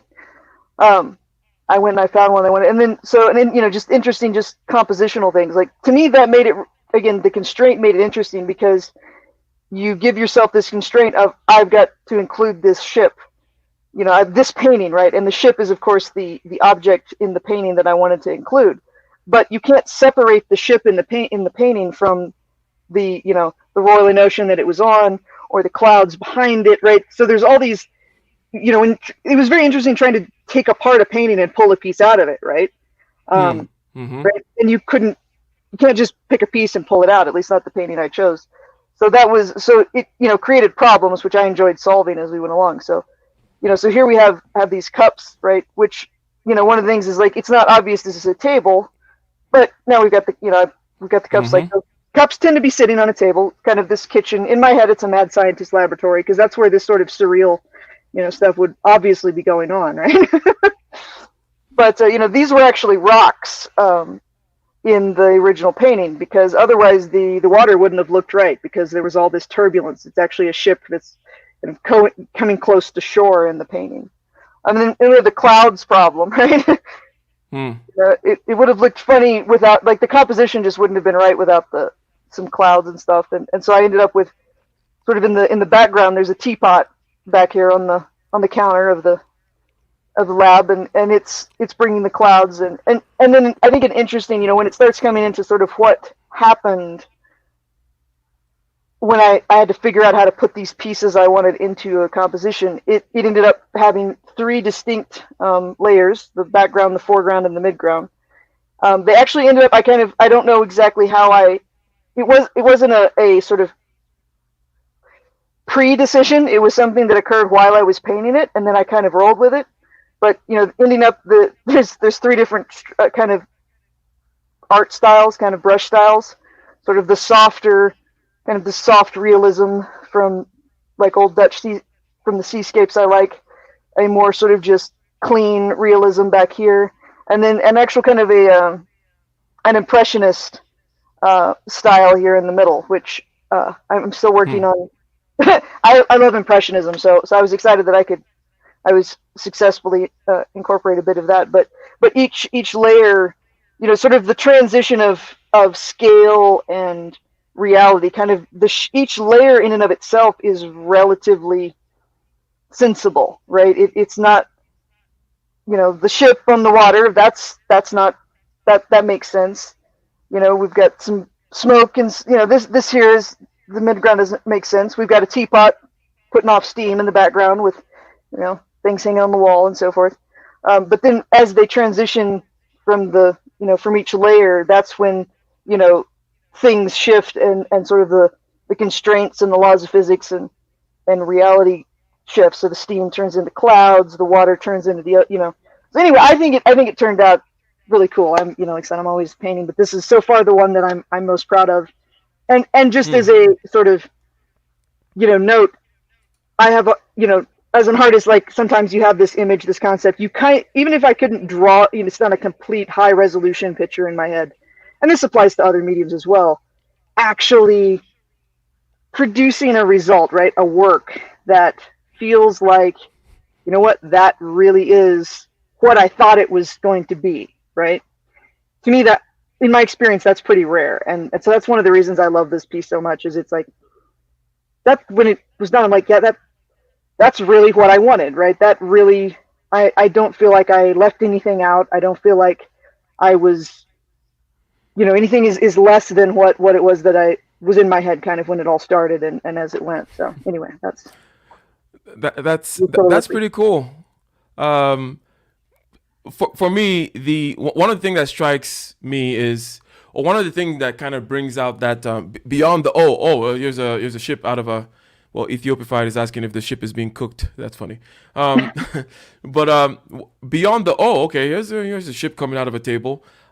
The smoke or the cloud from the teapot is what then gets me into that. There's several things going on here, and they're all kind of. I don't want to put it to words. Generally speaking, seems like the kind of thing I want to just sit down and look at for a while, and then think about certain other things. It's the kind of, for me, this kind of elicits thought. Just just thought about layers and relationships. But then again, let me bring someone else in here, okay? See what they have for us. Are you? Can you say something? Ye who has Yes. been brought in. Please, please. Could you introduce yourself? I'm one of the mods. My name is Felicia. Yeah, I know who you are, but I'm just for the audience. Okay, so Felicia has joined us. What do you have to for us, Felicia? I believe you're a writer, right? um, Not as much as the degree Audra is. I'm just a wannabe artist, so to speak. I just do this for the imagination I have is pretty wild. So sometimes I just write just to clarify things. My greatest achievement is just writing a 100,000 fan fiction of a Star Trek show and that's really something that I can say not really much in the artist department, to be honest. So 100,000 words. Yes.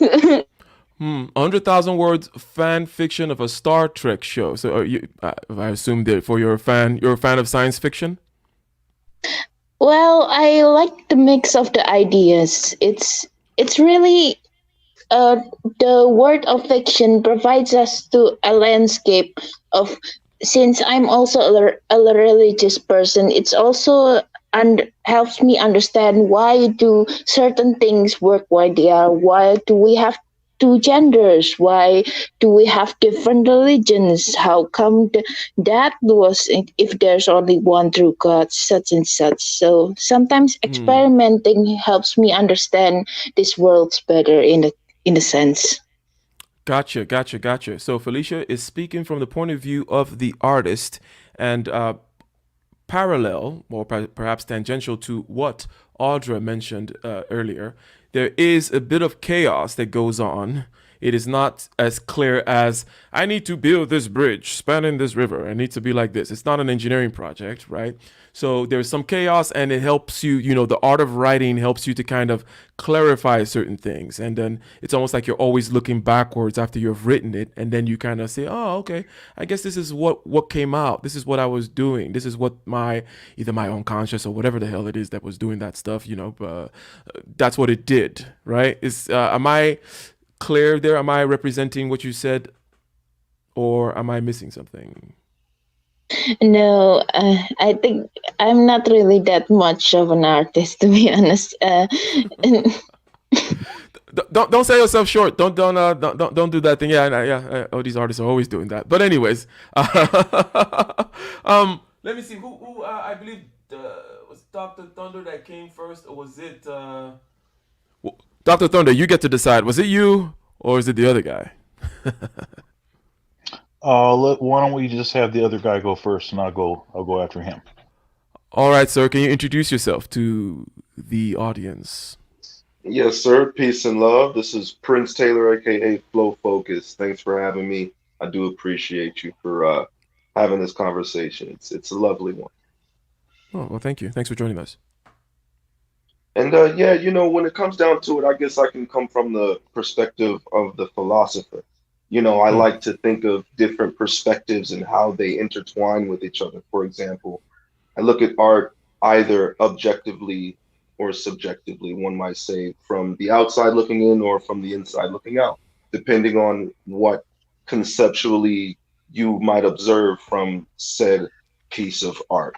You know, I mean, we've got debates about, certain songs that are so overtly explicit that, society is just overrun with this certain type of narrative, whether it be the over sexualized woman or the over gangstified man, whatever it might be.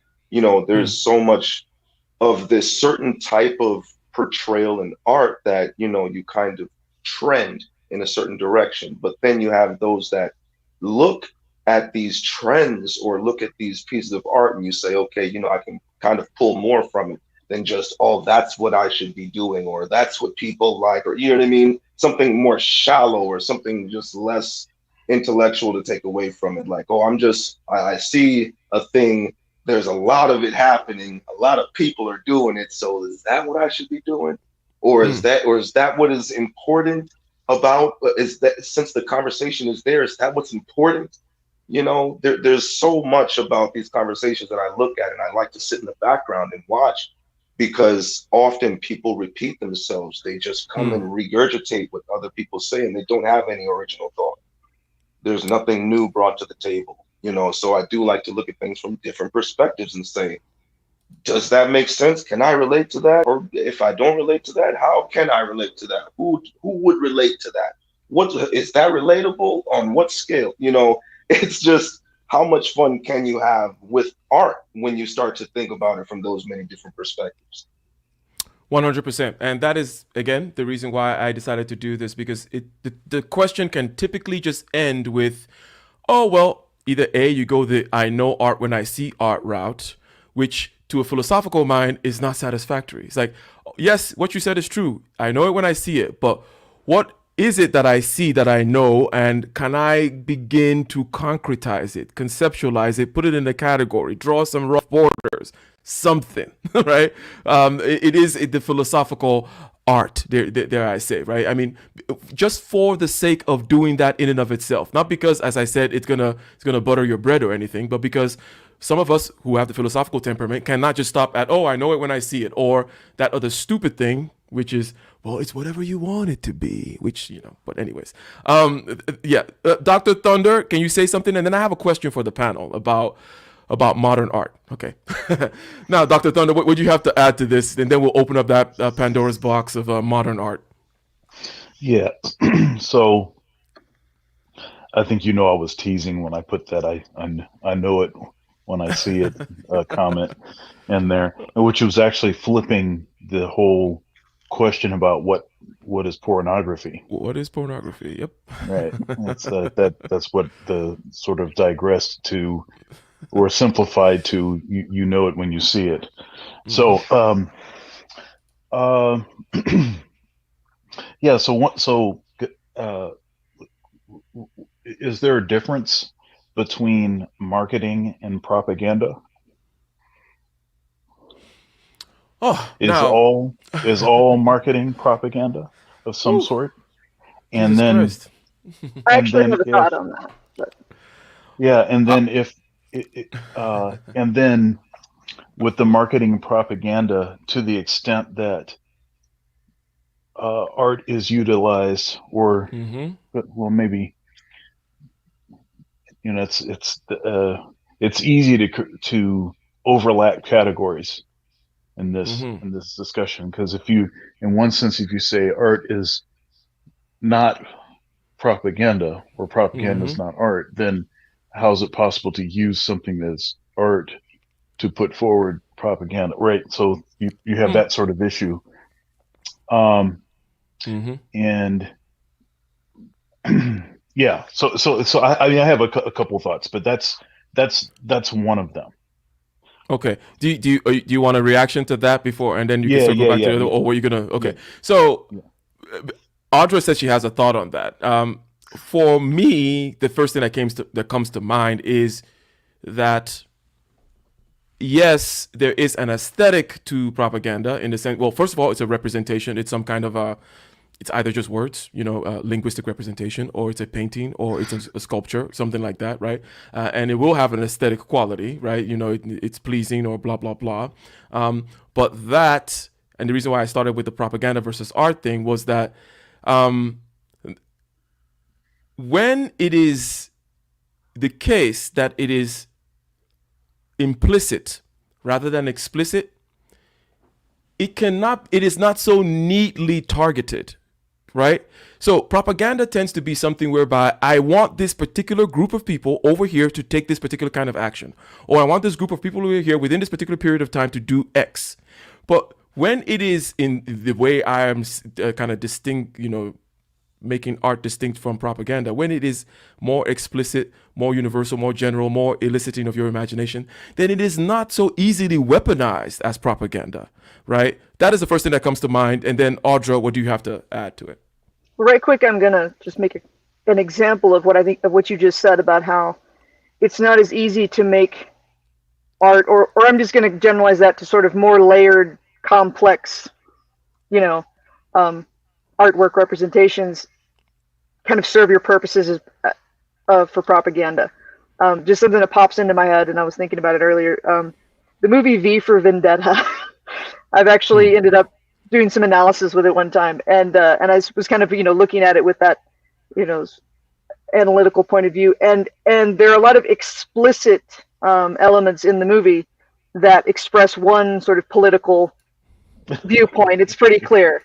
But if you actually look at the content, sort of the actual story of the movie and what the picture is, in my opinion, from what, and like I said, I just think it's a pretty popular example. It's kind of the opposite, right? And there's other examples, but that's the one I can think of right now. And so I think that's an example of kind of why it is hard when you have that deeper, more layered. It's harder if it's really not saying what it is that you want to, say as propaganda or whatever. It doesn't work as well because it can't help but contradict it. So I think that's a great point, Ike. I just kind of the thought, and this isn't a completely formed thought on the idea of is there a line between marketing and propaganda, and is it a little fuzzier there with art, and sort of the place that is interesting to me is when I think about, I don't know how to describe it, secondary art, or so I write books, and I've done a lot of thought and study of cover design. And so in that case, you are creating a piece of art or artwork, whether it's, truly art or not, in order to both market another form of art, right? So you're trying to convey a larger piece of art with a more accessible piece of art. And there's a marketing element too, but in my opinion, like great book covers or it works for movie posters, right? There's a whole discussion. I think it's fun, compare like when they used to actually paint movie posters versus they just Photoshop a couple of actors, right? But to me, a good book cover both tells you what to expect. Like this is a thriller, right? This is going to have a bit of a a Western element to it, but it's not old, right? It's still modern. Like I'm using one of mine as an example, and it's a very simple work, but use it, and you can use the typography again, but it doesn't have it's not telling you what it is. It's not saying, it's not like a propaganda where it's like drink milk, or marketing, right? It's like it's telling you explicitly, here's what it's implying that but I think an effective, what I'm always shooting for is that you recognize kind of the general, a summary of what it is that the greater piece of art that you're trying to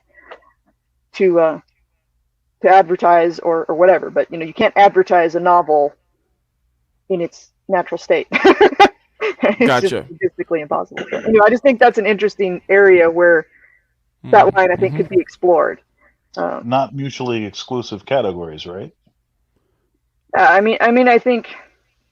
I think that probably the art used in marketing would exist as art without it being marketing.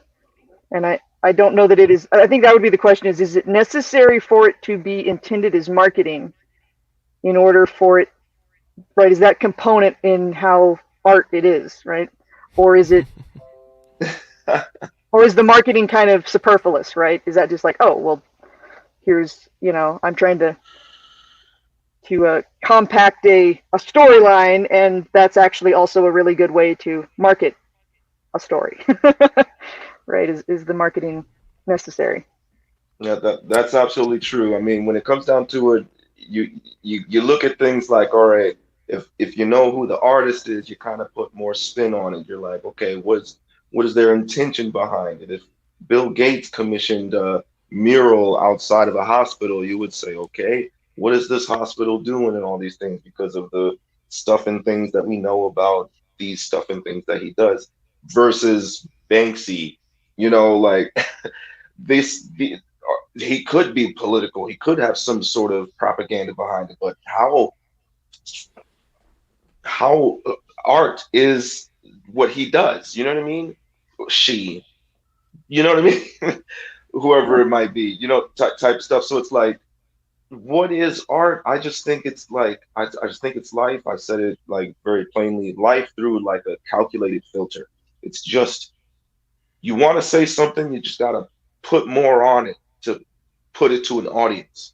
You got to put, it's like a slab of steak, a certain cut of steak with a certain seasoning, with a certain plating, on a certain, within a certain setting, on a certain night to a certain person. That's art.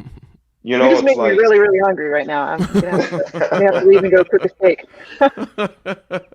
Well, that was a nice picture and a nice summary. I think that what you brought up, Audra, in response to Dr. Thunder's query about the art versus propaganda, that marketing of art aspect, that's brilliant.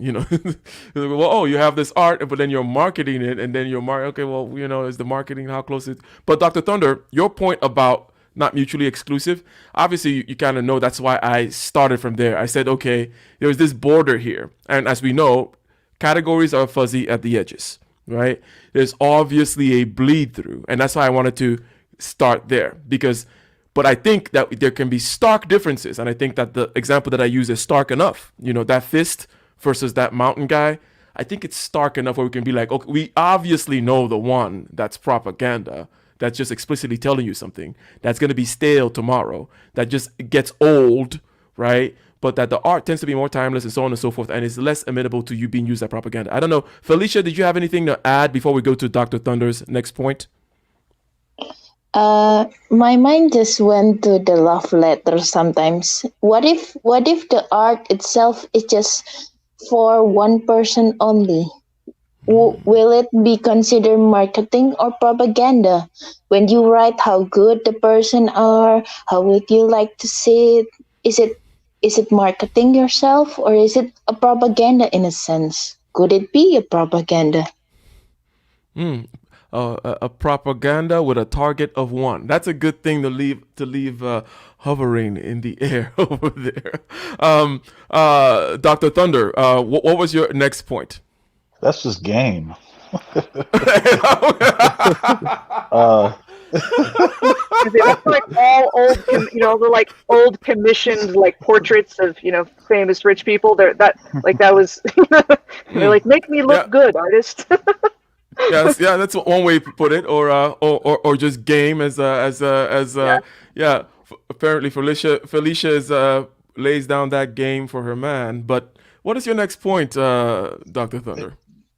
Okay, so my next point is about honesty and authenticity in art. So one reason for studying a particular discipline in the arts, maybe going to school for it or finding a master and becoming the apprentice, is to somehow quantify skills necessary to render art in a particular style, right? Or to be able to render art as it appears in your mind, honestly, authentically, right? So like, so for instance, like you could give like a 3-year-old 3 colors of paint and they could go up to the wall and they could just smear their hands on the wall, right? And of course, we're going to assume that they don't have enough knowledge to know what they're actually doing, and it may be interesting, and the effect of it might also be aesthetically pleasing, right? But is that art? Well, I'd have to say, under the sort of structure that I've developed here, I'd have to say no, that it's not art, right? Now, we end up with some problems with this thought process, right? Because do you actually need to go to school to become a great artist? So you have that issue, because there is a lot of great art that's been developed and I have no reason to question the authenticity of it because of the effect of it. But so for instance, as a painter or as someone that draws, right? The ability to freehand draw a perfect circle, or draw a straight line, or draw the human form, right? These are things that are often steps along a process, or along a road to becoming a great artist. Because how do I know that your depictions are what you actually envisioned in your head, or if they're just basically happenstance, or a manifestation of your inadequacy, your inability to actually represent what's in your head, right? So anyhow, I know that's a big can of worms, but yeah.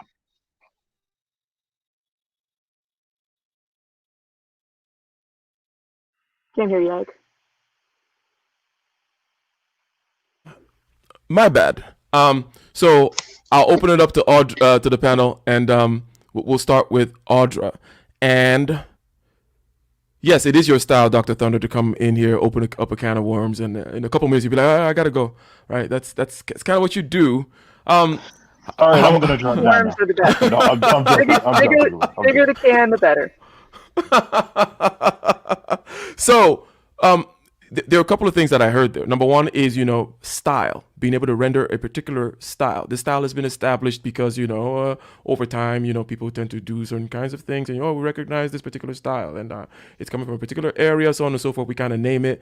And then there's something about technical proficiency that you're talking about as well, which has to do with training.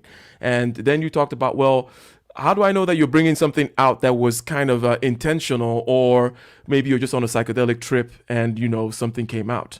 Now, this brings what comes to mind when you say all that is the consumer, right? The person that is looking at the art, because you may be just this crazy person. Maybe it's all schizophrenia and there is no intentionality whatsoever, but you're creating certain very interesting things from my point of view. My thing is, consciousness can take certain kinds of forms.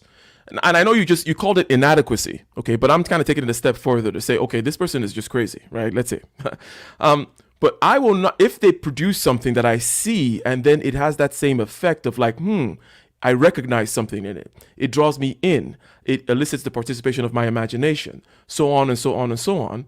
Then I don't care if it's from their conscious, their subconscious, or from their altered state of consciousness vis-a-vis, schizophrenia or LSD. Then the question is still then becomes open to me. How much of, and I hate to say this, right? How much of art is in the eye of the beholder? Well, you take it, Audra. All right, yeah, there's a lot there. Like I said, Dr. Van, you kind of opened up the nice esoteric can of worms. So I'll try to come up with some more, just kind of have some specific examples. Talking about moving towards the skill. I think that's relevant. Just sort of an interesting anecdote. Most of my visual art prior to getting into painting, and I pretty quickly got a hang of painting. Like there wasn't a long development thing. I used to draw a lot of cartoons with actually I watched the Imagination Station and Mark Kistler. Very simple cartoons, but you learned perspective and shading and lighting and all that sort of stuff. So that's just something that popped in my head, that the actual sort of like technical learning can look very different and than what you actually end up sort of producing with it. And also with my art, this is me. I kind of, I have a lot of interests. I study a lot of things. I'd always had trouble with color, and I took a class just for fun that was painting, and I'd never tried oils. I really like the medium. Like I don't like other paints. There's elements to the actual medium that helps me get what's out of my head onto the canvas more effectively. And oils, and that's what this is that's been most successful as far as a medium, right? And I've tried a lot of different things, which is interesting. I think there's an interesting conversation about how different mentalities or internal methods lead to sort of a synchronicity with different mediums, because there are very technical differences that in my experience make a huge difference in the ability to actually manifest what you want in a satisfactory way. And another, again, just, and I think we all agree and have seen that, there isn't like a clear cut methodology for how to learn to do art, right? How to develop that skills. We can point to particular skills that are generally helpful or open up more opportunity, right? The possibilities of what you might produce are more. I'm not great at drawing straight lines or perfect circles. That's not my skill. But I'm pretty good at representing actual objects, which are almost never perfectly straight or perfectly round. And color was really interesting because I surprised myself, honestly. I had never had much luck with color. I tended to draw for most of my life in black ink or black and white and ink or pencil. And I had a teacher, and I lucked out here because the sort of personality and approach of art teachers can vary a lot. My general personality is certainly not the stereotypical type that I don't like a lot of woo woo and sort of magic. I want something that I can grab hold of. And I don't remember what my teacher said, but she ended up being very down to earth, and my brain translated it to as silly as this may sound, that color is just the physics of light, right? And and I had studied a lot of physics. I'm an amateur physicist, so I was like, optics. I know where the shadows go. There's colors where it's like, I think, to the point where it's like, this has been an interesting effect. I don't always know, like there's shadows where it'll be like, that's not the obvious color, right? That's a golden apple and it's gonna have a turquoise shadow, and I'll be like, I know that's going to be there, and then if I look hard, I can kind of see it in real life if I'm doing like a still life. But I personally have a game with myself to figure out. I was like, did I know it was going to be there and then I saw it, or did I see it and then I was like, yeah, that should be there? But like I said, I know my method is, like I said, I've had a bunch of different, it was not a linear process. It was a bunch of seemingly unrelated elements and skills that came together for me. And I was honestly surprised at how well how quickly this medium and stuff started working for me, because I wouldn't have expected that. And like I said, I'll stop there, but like I said, I think that those are some interesting little details and anecdotes that I think kind of touch on that, because I don't think there's not a clear answer there, but I think there's a pattern, right? There's a pattern, and there's insight to be gained by kind of exploring that area. Yeah, something else before I go to the next panelist here. Something else along the same line is the whole, computers can compute. Well, the products of computers, artificial intelligence, and creating art. Because what is kind of behind what Dr. Thunder is saying is, can there be art without the artist, right? Can there be art without a conscious artist? Can there be art without a competent artist? Can there be art without an artist that doesn't know what they're doing? That's why I then shifted it to the audience. It's like, okay, what challenges that pose? Because now we're going beyond, because it's about what is art, and it's hard enough without throwing in this or is it AI? Does it have to come from the mind of? Okay, but anyways, Felicia, do you have anything to add to it? And then we'll go to the next panelist.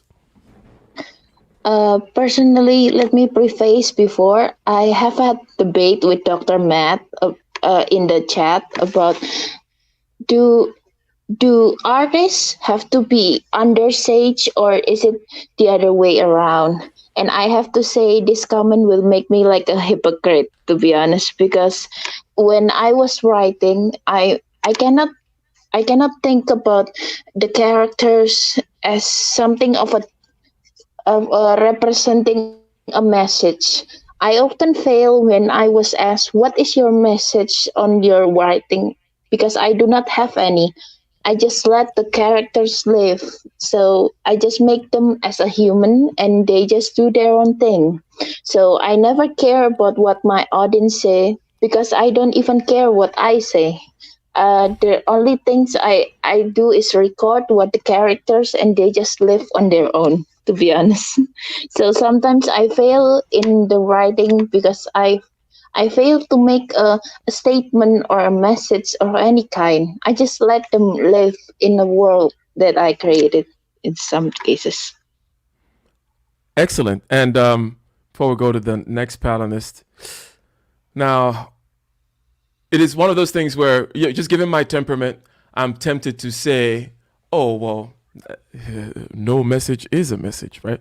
Uh, one of those kinds of things. Or you do have some kind of rubric by which you create these characters and quote unquote let them live, right? This living is kind of a something that guides the story, that guides the actions of the characters, the motivations of the characters, and so on and so forth, right? That I doubt you're really going super chaotic with this thing, perhaps. But those are just thoughts that are coming to You'd mind. But be anyways, surprised, sir. You'd be surprised. that's funny. What do you have to add to this, sir? Yeah, so you can call me Flo if you like. But Okay, at the end of the day, I like for me personally, I agree with everything that you said as well as the young lady Felicia there. It's like sometimes it's just up to the art itself to speak to the people, but then the artist has a certain level of responsibility to the art. You know what I mean? It's like you gotta have those skills. You gotta put in that work. You gotta say, okay, am I credible enough to stand out in the crowd of hmm. other people who are just like me doing the same media? You know what I mean? So I do music like you, and I've run a recording studio for you know a decade or so, and people have come in and out of the studio, and I say to them, okay, great, go ahead and do your song. Then I'm like, okay, wait, now try this, and they're like, hey, now you don't start messing with my art. I'm like, oh, okay, excuse me. I thought I was helping you put this together. Now I'm Mm-hmm. messing with your art. Oh, okay, go ahead, do, and I'll just press the button. Done, good. Now I just push it out the door. Now I'm an engineer. I'm also a producer. I'm also a rapper myself. I can sing a little bit. I can carry a note. You know what I mean?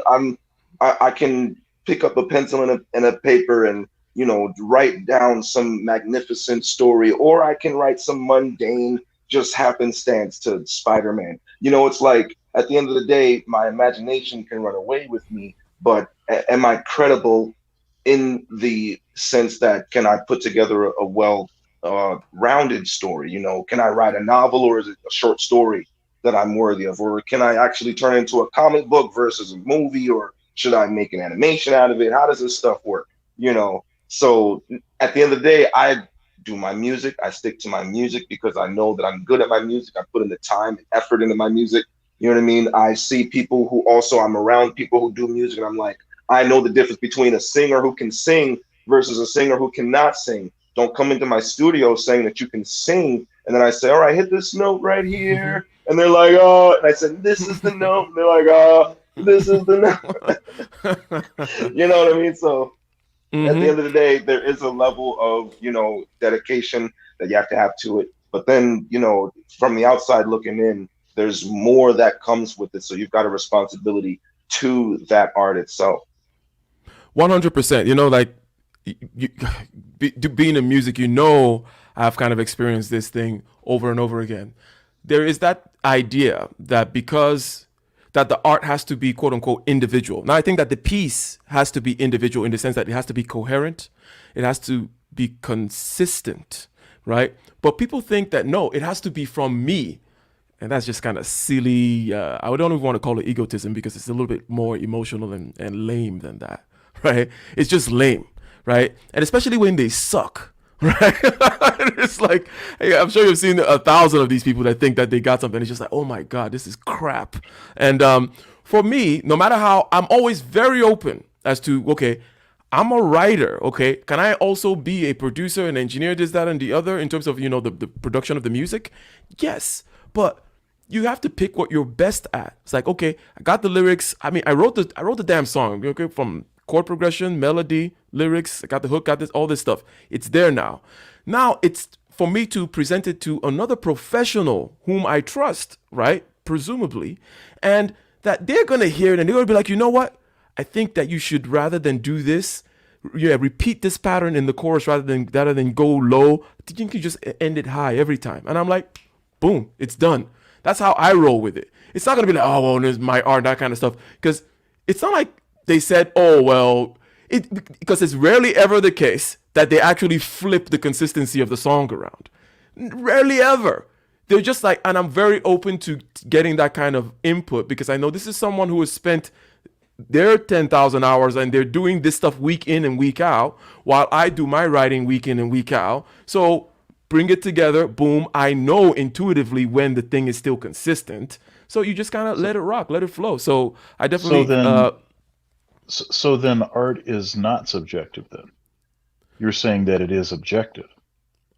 Well, So for yes, instance- yes. So for instance, when you said, you know, such and such is crap, or, when someone can't hold a note, they can't match a particular pitch, or, we all know when someone can sing or when they can't sing. So then there is an objectivity to it. So then now, so this whole thing, it's very gray. But where's this line between this objectivity and this subjectivity? Because we'd also say that art is very subjective, right? Because it does something different to each person, and people experience it in a different way. And right, you could even experience, like what you said in your presentation earlier, like about how a great piece of art causes you to have a different experience every time you encounter it. Every time you go through it again, it's like it does something different to you, right? So, yeah. I think it is objective, but it is one of those difficult things to, well, when I say it is objective, I don't mean it is only objective, right? But it is one of those difficult things to encapsulate, to conceptualize, to put into nice, neat categories, right? And that's why people run away and go hide in the subjective aspect of it, right? But to take on the challenge of saying that, no, this is the right note, okay? In other words, it's not all about freedom, to repeat what I said before. The freedom aspect, when people talk about creativity, being able to break down molds is the freedom. Building up of the new mold, that is not freedom. That is constraint. That is building, okay? It's almost like architecture or engineering.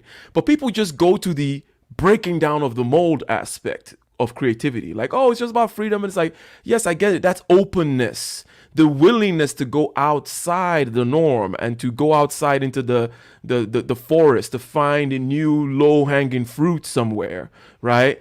That is one aspect of creativity, but you need to actually create something. Okay, you actually need to create something, and that is where I would say that is an objective statement of fact. I would say, okay, that I'll put down, and that thing that you're creating is going to be within a form. The universe is not infinitely malleable, especially when you're talking about mediums of art, right? So let's say we talk about music, okay? It's got to be within a form. Are you creating it within? Is it Chinese music? Okay, or is it Indian music? Is it in the Western kind of standard scale type stuff, right? And if it's unrecognizable, then you're going to chaos land. Then I question you: have you actually created anything, or did you just destroy and you just kind of mashed up the destruction together? And I cannot respect that. Can I say something? Go ahead. So this idea of out of the box, such and such is an out of the box thinker, or such and such an artist is out of the box. We hear this all the time, and it's used in such a way they're trying to. It's people are trying to garner a certain respect uh, by saying this without a qualification, right? Because they themselves wouldn't necessarily be able to define or speak with any kind of specificity about what it is exactly that they mean by out of the box. Now, what I always say is that there's no such thing as outside the box, right? It's a contradiction in terms, It's right? another box. Right, exactly. Because if you are able to go outside of the box, it doesn't mean that you actually have gone outside of the box. It means that the box is bigger than you thought it was in the first place, right? So, and this and these and box is huge and can be huge, right? If you consider someone like Thelonious Monk or Miles Davis, and I like to use them in particular because of the way that certain folks would talk about them, which actually exposed more about the person making the comment than it did about Miles or Thelonious. But say, for instance, Thelonious Monk, which was seen as being very kind of quirky and very, unorthodox. That's another term that gets used. I mean, he was seen as being that. And often people would say, well, hey, you can become a great jazz artist and you don't necessarily have to have a lot of technique or a lot of, skill on your instrument. Look at Thelonious Monk. And the problem with that is that if you hear early Thelonious Monk, where he's playing with Charlie Parker, and you swear up and down that it's Bud Powell, and Bud Powell is the gold standard. If you can sound like Bud Powell, that means you can play a pile of piano. Okay, it means that you're a great piano player. You technically a great piano player, right? So if you can be confused as being Bud Powell, that means you can really play the instrument. So that argument disintegrates right there. So he did all of his homework and he got to a certain level to where he no longer had to follow certain conventions and could be more of an individual, and he had already qualified it by doing the work and by following the orthodoxy of so to speak. Same thing with Miles. They say, oh yeah, Miles and the birth of the cool and stuff, he's playing with space. Miles didn't have a lot of technique and chips like this, and that's hogwash. Miles went to Juilliard. Okay, they don't recruit guys that can't play. Okay, he went to Juilliard, and then not only that, but when you listen to again with Charlie Parker, and you'll swear up and down, oh, it's got to be Dizzy. It sounds like Dizzy. No, it's Miles sounding like Dizzy. And Dizzy was considered like the greatest trumpet player on the earth, ridiculous facility, all kinds of range and everything else. And Miles was a bebop trumpet player, which is was just a ridiculous feat, right? It's so anyhow, I'm saying this to say that often people use this out of the box to speak on artists that they don't understand, that they actually are if they understood them properly, it would contradict, it would knock the legs out from under their argument, right?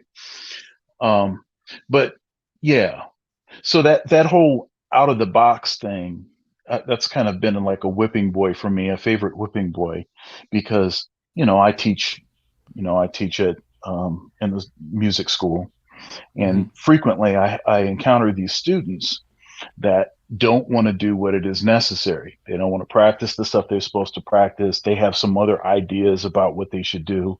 And it's like, well, you're going to have to do this stuff to get the grade. Now, if you don't do that, you could still be you'd still have a lot of natural ability, and you could still be able to play and do a lot of things, but you're always going to have these certain holes in your playing. And then we're not going to be able to know if what it is that you're playing is because you chose to play that or because you couldn't play these other things. So that is all quite interesting. Now, let me ask this. I one of the motivations for doing this was to help recognize what qualifies for rising up within this particular hierarchy called art, because there's a lot of crap around it. It's not as easy as the capitalist merchant kind of hierarchy. Generally, I mean, you have your dupes in there, and you can have your Bernie Madoffs and so on and so forth, right? But it's generally it's quantifiable. It's clear, you can see where's the money in the bank, where are the years, whatever, where are the companies that you brought into the stock market, whatever it is. Okay, easy, right? Hard to kind of fake, even though it attracts a lot of people who are trying to fake it. But art is one where it attracts a whole bunch of people that are trying to fake it, but because of the lack of objective standards, not quantifiable, so on and so forth, it just becomes this whole mess. And as a result, it gets kind of denigrated, and also people are not able to think clearly. Now, that's my motivation. In the view of the panel, what is the danger, okay, of the things that have been mentioned so far, such as Dr. Thunder saying, oh, people just saying things like, oh, thinking outside the box, and all that wishy-washiness that he described and I described earlier. I talked about the hippie commune with only one artist, but there's 1,000 people there, so on and so forth. What is the real danger? Or are we just being kind of these, are we being pedantic and pedagogical here and pulling out our canes and be like, no, you guys must learn, you know? Take it, Audra. Yeah.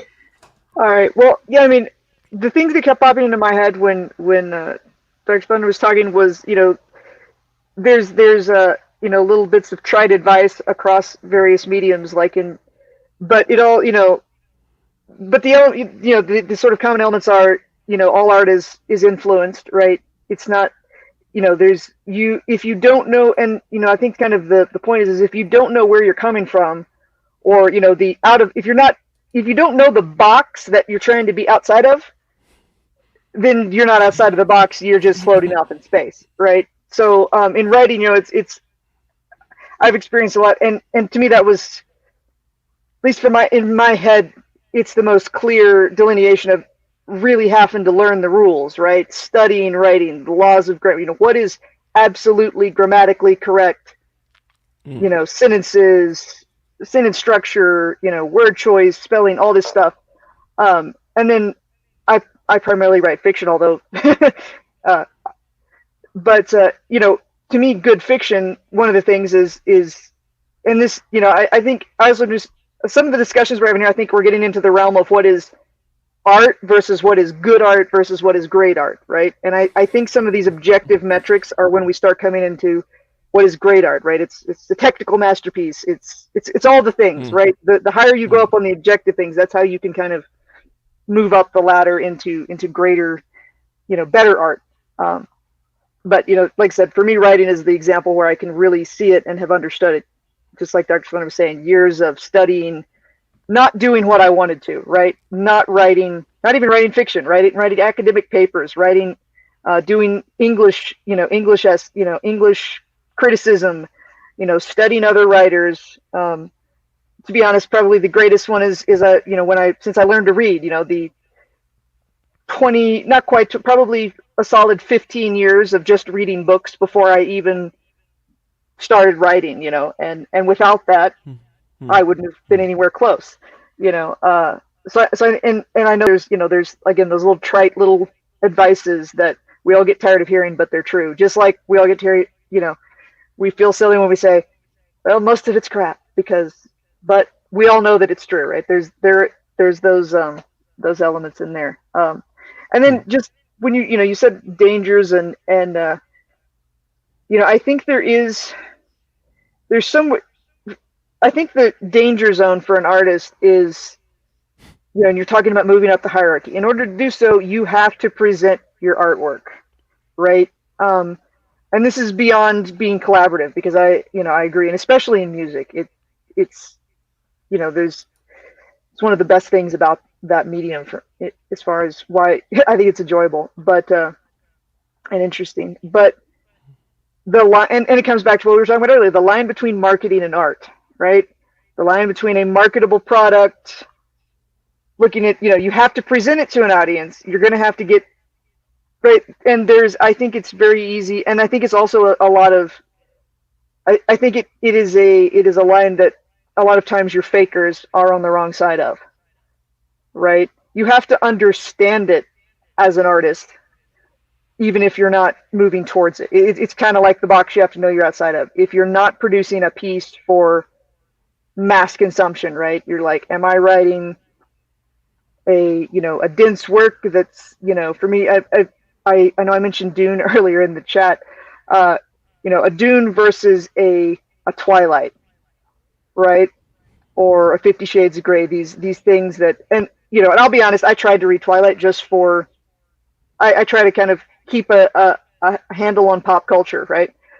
So I can reference it in elements. I couldn't get past, like, to me, the technical level, and to me, this is a good example of where that objective metric was not high enough that I couldn't even, it occluded if there was any art or, humanity underneath.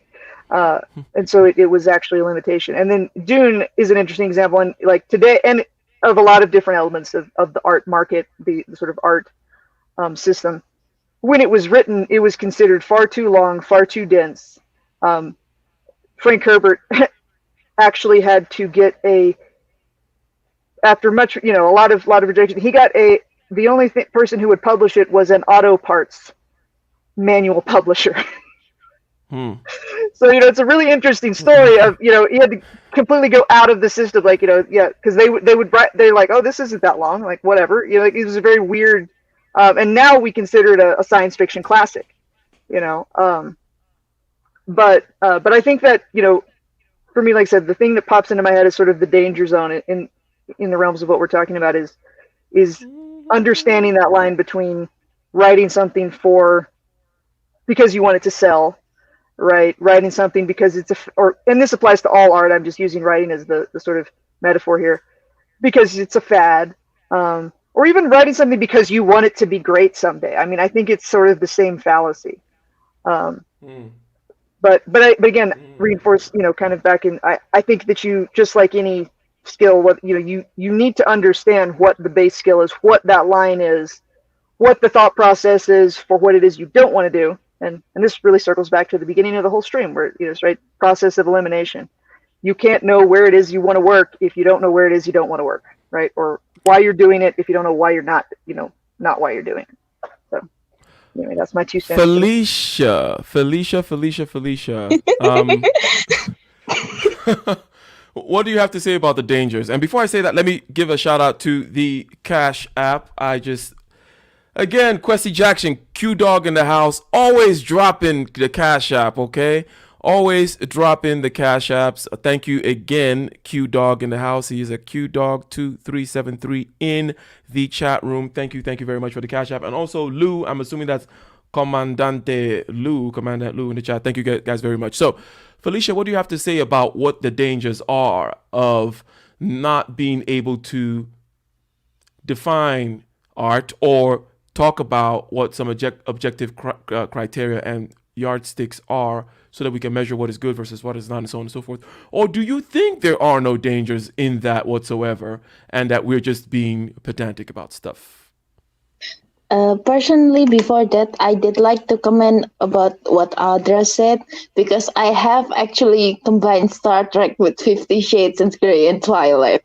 Oh my god. It's like alien bondage and okay. All right. You You're may say copying the that, but content, it's and you weren't awed by the prose. I'm okay there. no. Okay. It doesn't sound as bad as that. What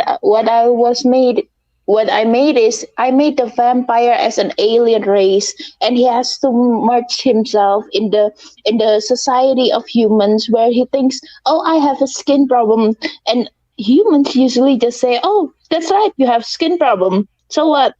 oh, you don't have to go to sunlight. So the irony is he is trying to tell his lover that he is a vampire, and his lover just said vampire doesn't exist. There's science just prove the vampires. So it's a bit like that. And I also accidentally red pilling myself because I actually made the Anastasia so old that he wouldn't the billionaire wouldn't be attracted to him to her. But and I actually developed their relationship, and I have found that, oh, because the billionaire is rich, he must have other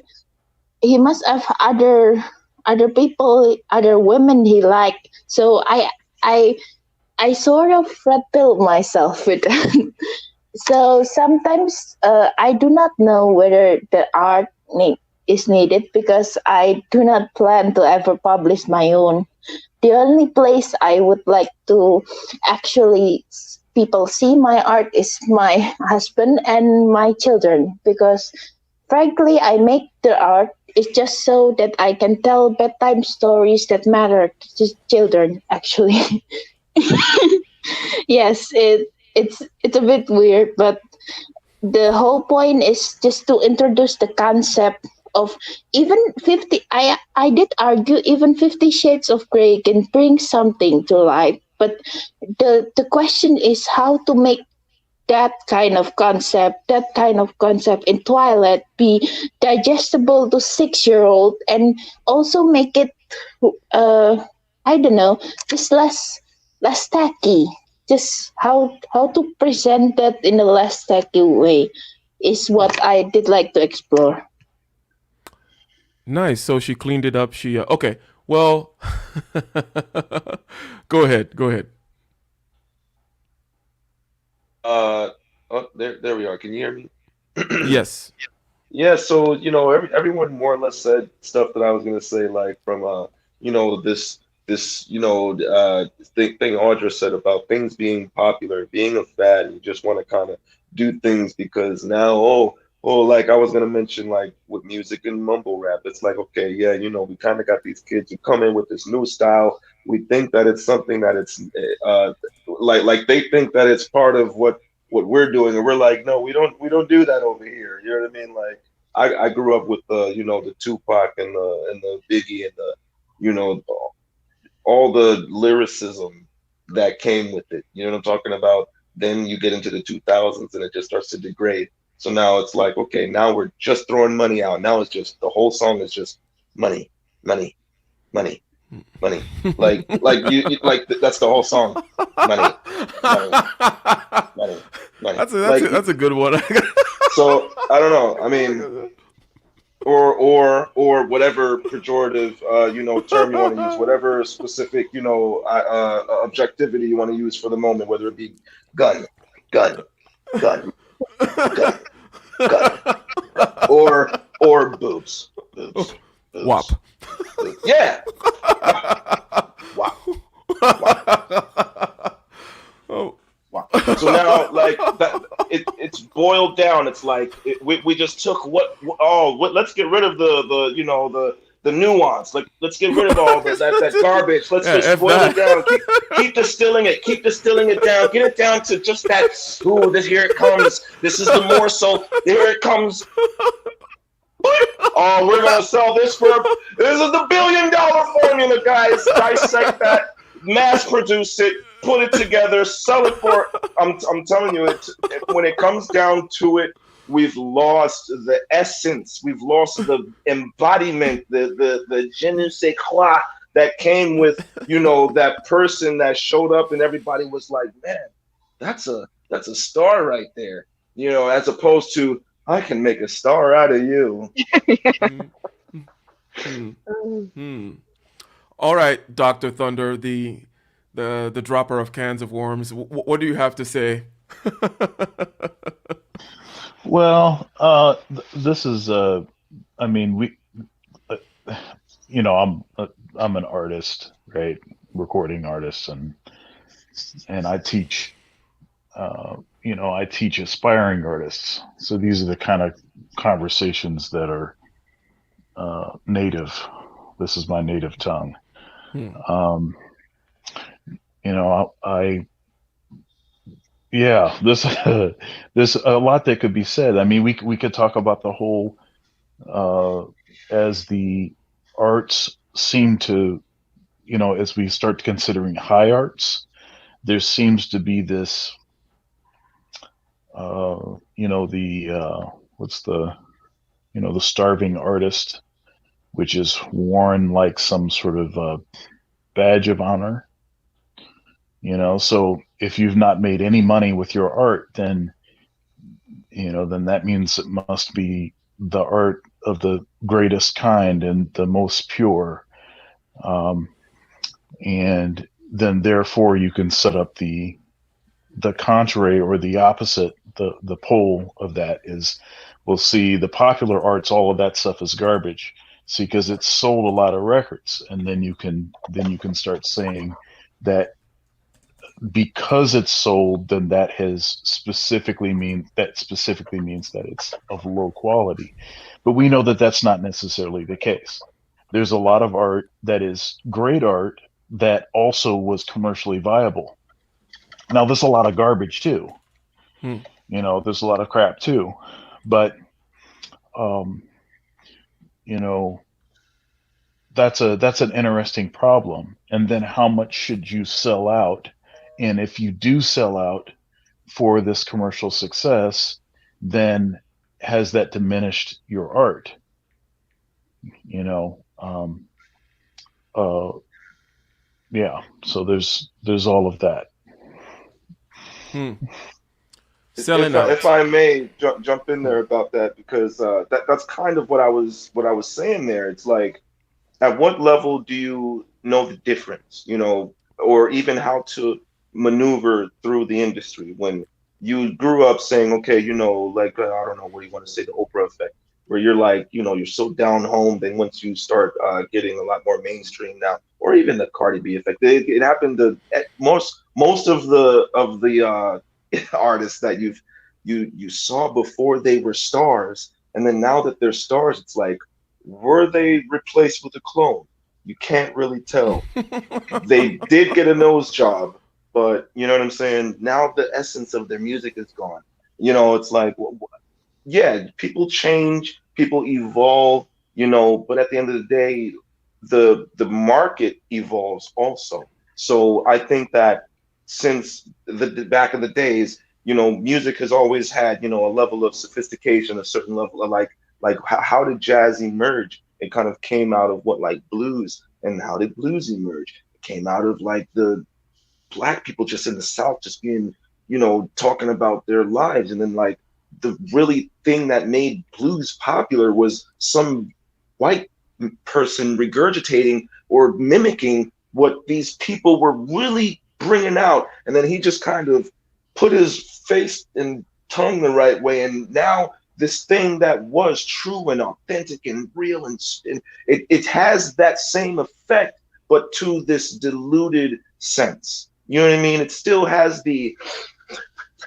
it's there, but it's not the same. You know what I mean? And that's what ends up happening in my perspective experience with the popularity of things. You might have some of the, the air of it, but a lot of it is lost. And I like to be one of those kind of people who holds on to those kinds of things. And I would see in the media a lot more, and this is a point I wanted to make, that sometimes you would take that popular formula and revamp it to where now you've got a message in there somehow. Now you've got some substance to it. You know what I mean? But it's just in this package that is easy to digest. It's a pretty package, but then once you unravel it, it's like, holy smokes, did I just learn something?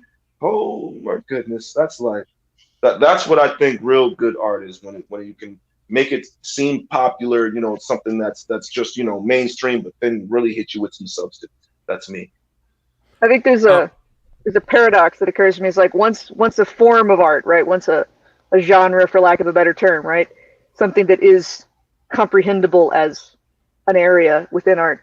Once it becomes clear and sort of the formula has been reverse engineered, even not if completely, right, to the point, then it can become mimicked. So it's kind of I think just it occurred to me while you're talking, like, because I share a lot of the same sentiments, and yeah, there's a paradox there because it's like once it becomes under intelligible, then it can become mimicked, then it can be mimicked, and then you have the there's and then it's not the same anymore. Yeah. Felicia, do you have something to add? And then we'll go with a round of closing thoughts on this. Sir, I'm from a country that can ban me just from sharing Facebook about Twilight or 50 Shades of Grey, and I just admitted it live on air, so I don't have many things to say, to be honest.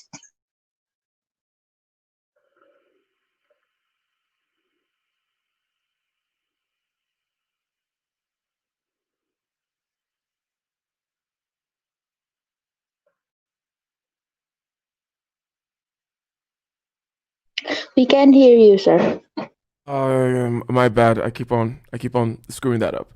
Sorry. So let's have some closing thoughts, okay? And I'm gonna make it a free for all. Like, who wants to go first? And you guys kind of organize yourself, give some closing thoughts as to this particular topic, and we'll end with that, right? Because we started out with what is art, right? It is an important thing. $67 billion and just for the collectors alone, and that we're just talking about certain kinds of visual arts and so on and so forth, right? We're not talking about the music industry and so on and so forth. I took it up to the level that's saying, that the highest form of art is mythology and religion, okay? And that it is that important, right? It is that important, and that it is that thing that tends to bring us together, because we need something to bring us together, as I said, because if you're not my brother, even from cousin, the level, the hate already begins to start, like, and then, how do I bring this tribe together? It's usually some kind of art. But even if we bring it out to just the level of the individual, we're able to commiserate with each other when we both watch this movie and it evokes a similar thing in us. We're like, oh, well, this is what makes us human. Because, to put it in many philosophers have noted this thing, which is that, and this is just if we just look at the Judeo-Christian tradition, that thing of, hey, love your brother for the sake of God. That is a very profound statement, and it teaches us about our nature. It's that, hey, you know what? Hey, I get it. There's no other real reason for you to love these people, okay? But for the sake of God, yeah, let's try to get along, okay? We need this other thing. We need this other thing to get along, and I think that thing is a function of art, right? So it is that big, and that's kind of why I wanted to bring into it, and I started drawing some rather broad lines, starting with the whole art versus propaganda thing, okay?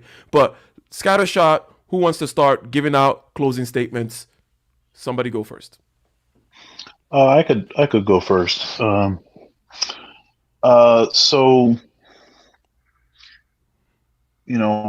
a lot of this conversation, especially when you talk about music and this sort of what's sometimes referred to as the sort of degradation of the popular arts, because at one time, Motown was popular music.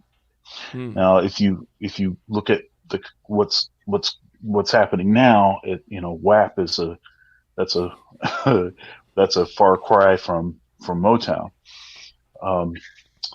But who we have to thank for the way that the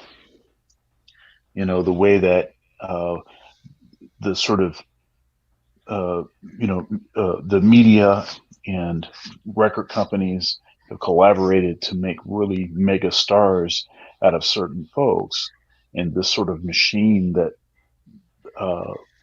they have a particular pattern that they use over and over is the Beatles, right? That was the first big thing. And when they saw how successful they were with the Beatles, now, of course, the Beatles, music was great, right? Great songwriting, great band chemistry, all the things, very prolific, and then the songwriting style became tremendously influential, so there was a lot of positive things, and then a diverse subject matter, right? So they began sort of distilling this down and down to the sort of lowest common denominator. And, Baby Take Your Clothes Off became, all the way to an explicit song about the hydration levels of a certain region of a female's body. So, yeah, and that thing sold all kind of, they sold crazy with that. So they know how to do it. They know how to do that. And that was part of my sort of motivation behind asking about this whole marketing and propaganda, and then obviously how that interacts with the arts, because there's definitely an agenda there. So anyhow, thank you very much. It's been a very enjoyable discussion. Yeah, thank you, and always a pleasure. And remember, guys, it is this week. It is the official week where we will be having our first show, myself and Dr. Thunder. It's called Getting Ish Done with Dr. Thunder. And yes, he is a tenured professor out there in, what is it? The Ohio State University. What is you guys' name over there? And what's the football team called, by the way? Right, that is right. It's the Ohio State University, yes, it is the Buckeyes.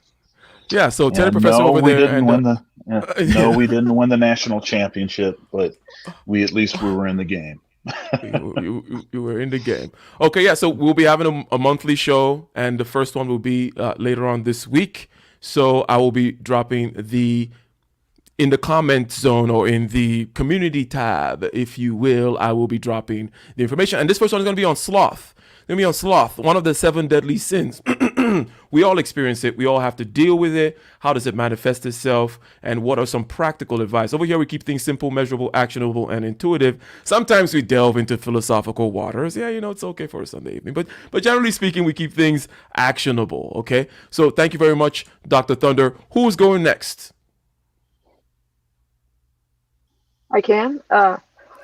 Closing thoughts. I second the sentiment. This has been a most engaging and enjoyable discussion with enjoyed talking to you, Ike, and the rest of the panel. This has been, it just makes me want to talk longer. I could just could see this going all night. I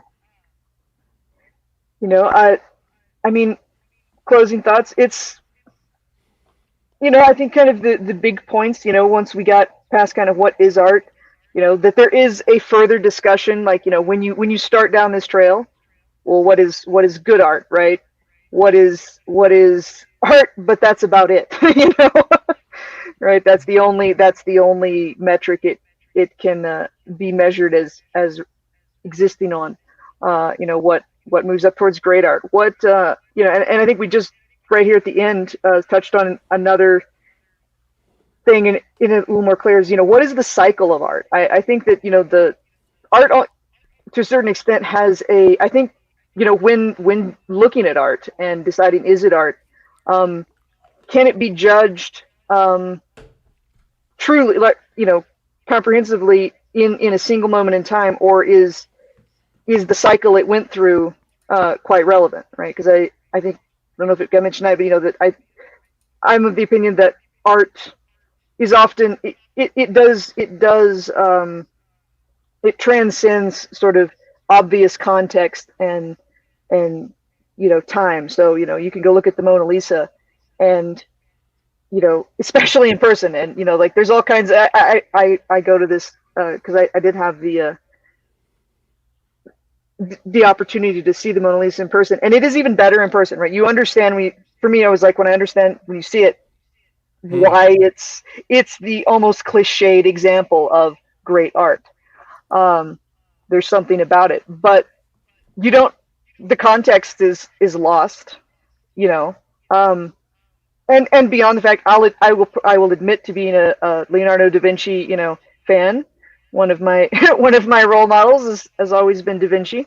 So I would be interested in it for that reason alone, but that has nothing to do with what was, is appreciated in it.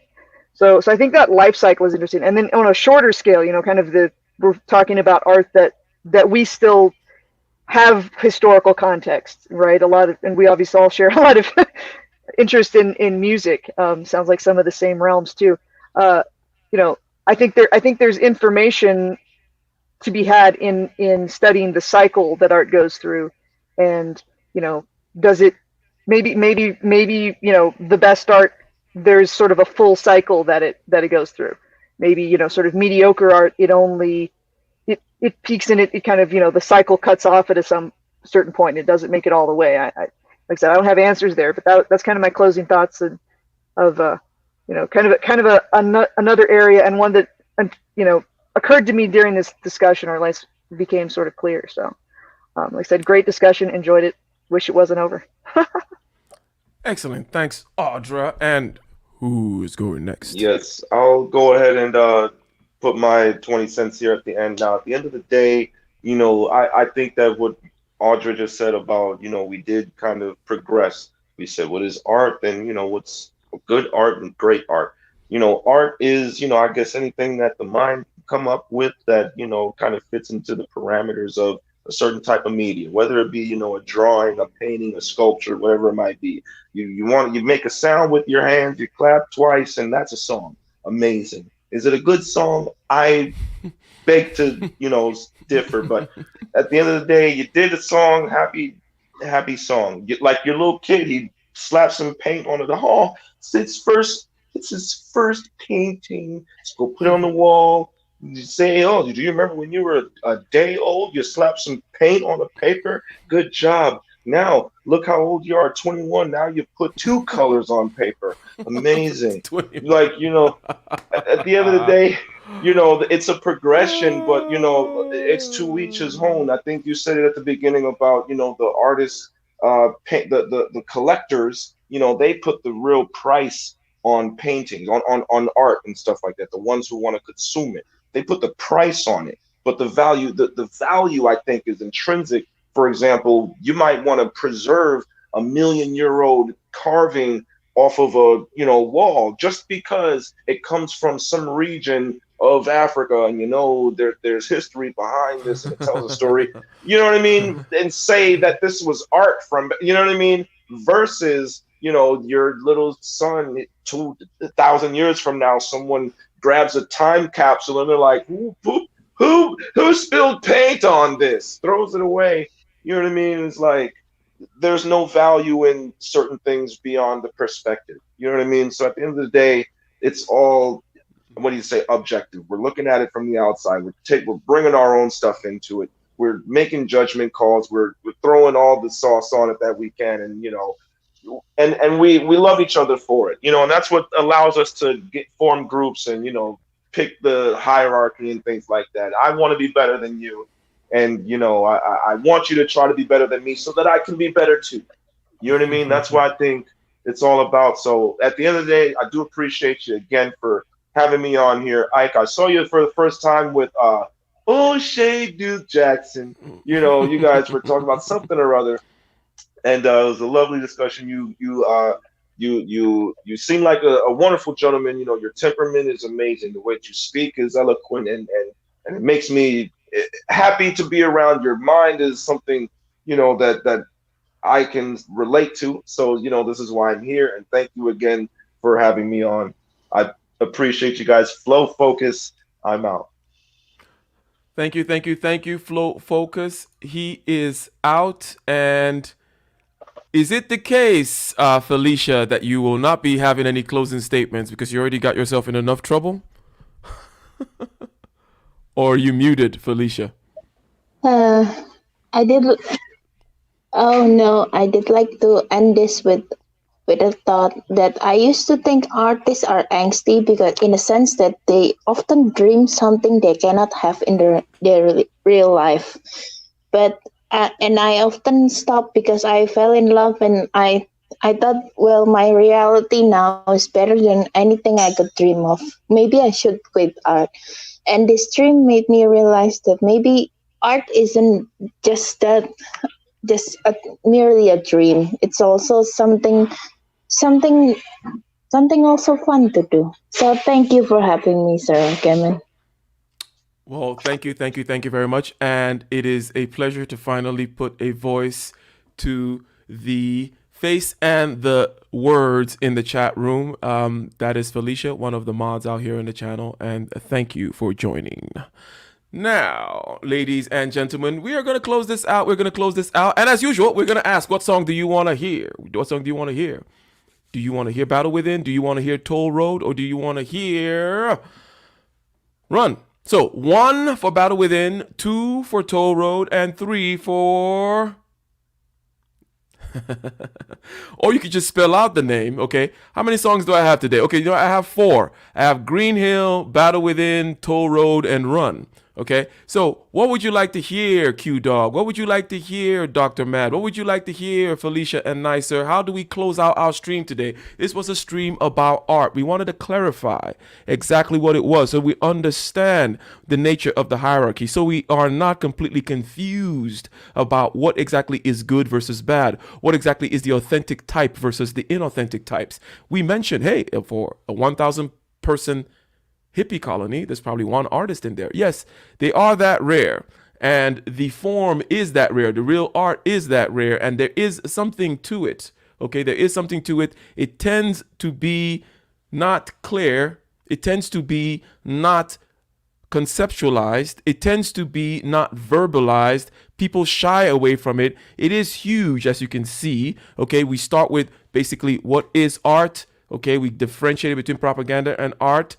And we moved on from there. We get into the fact that it is a kind of a concretization of the artist's value judgments. It could be the metaphysical value judgments or ethical value judgments. It's a high level conceptualization. Okay, it goes from the level of perceptions to then aggregation of the perceptions to put in a box around the concept, which is just words, right? And then it goes into a picture or a story, which is a way of delivering a high level message, a very high level message. Okay. So, ladies and gentlemen in the chat, I have made the vote, okay, for myself, and I have decided that we're going to end this one with, and a super chat comes in.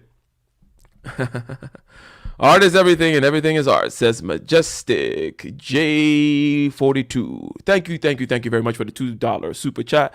Thank you very much for the $2 super chat. Art is everything and everything is art. See you next time. Fight the battle within.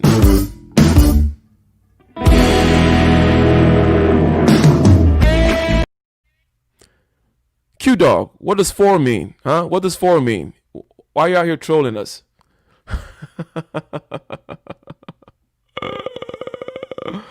Okay.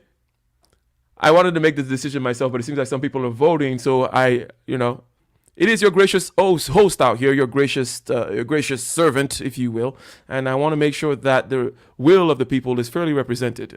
I'm feeling in a democratic mood today, ladies and gentlemen. It's that Sunday wine sipping, evening talking philosophy, democratic mood. So I'm going to play 2 songs then. It's going to be Battle Within, and then we're also going to play Green Hill.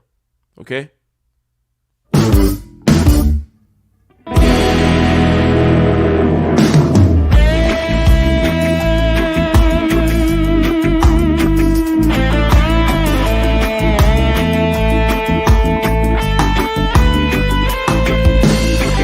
On the shore, relentless in the war, the legions in our hearts, shed waters in our balls, the spirit and the flesh, the emotions that arrest, the cerebral will contest, propelling the unrest.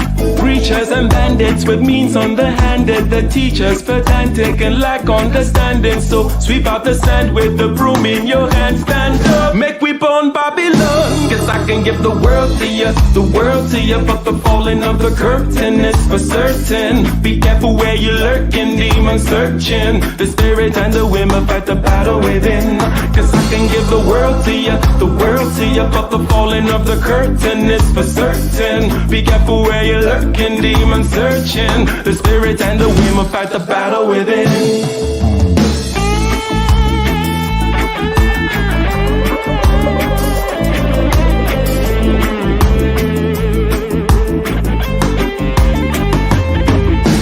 Trembling in of a blaze. With gratitude and rage, we touch another page with delirious delight. Impervious to light, this vitality and might encourages the flight. Preachers and bandits with means underhanded, the teachers pedantic and lack understanding. So sweep out the sand with the broom in your hand. Stand up, make we born Babylon. Guess I can give the world to you, the world to you. But the falling of the curtain is for certain. Be careful where you're lurking, demon searching. The spirit and the women fight the battle within. Guess I can give the world to you, the world to you. But the falling of the curtain is for certain. Be careful where you're lurking, demon searching. The spirit and the women fight the battle within.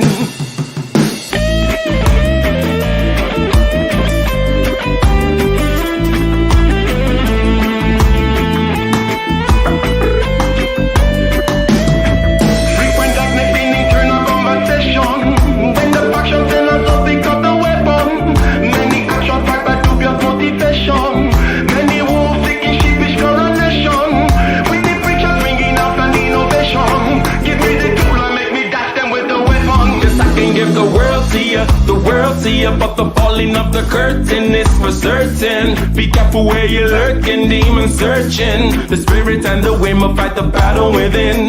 Cause I can give the world to you, the world to you. But the falling of the curtain is for certain. Be careful where you're lurking, demon searching. The spirit and the women fight the battle within.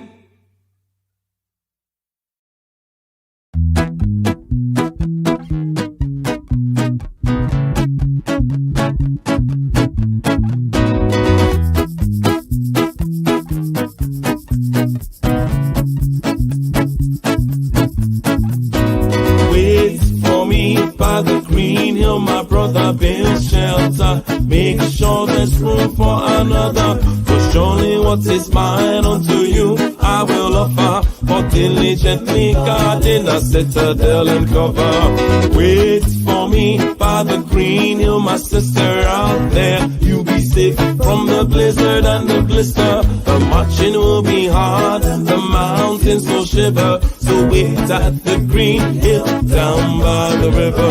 The harvest of the year and all the chaff is cast away. Marching then retreating to live to march on all that the resources are depleting. Guess it's just the price we pay. Emotions they are fleeting and lead many a man astray, tormented by the sword and the vagaries of war.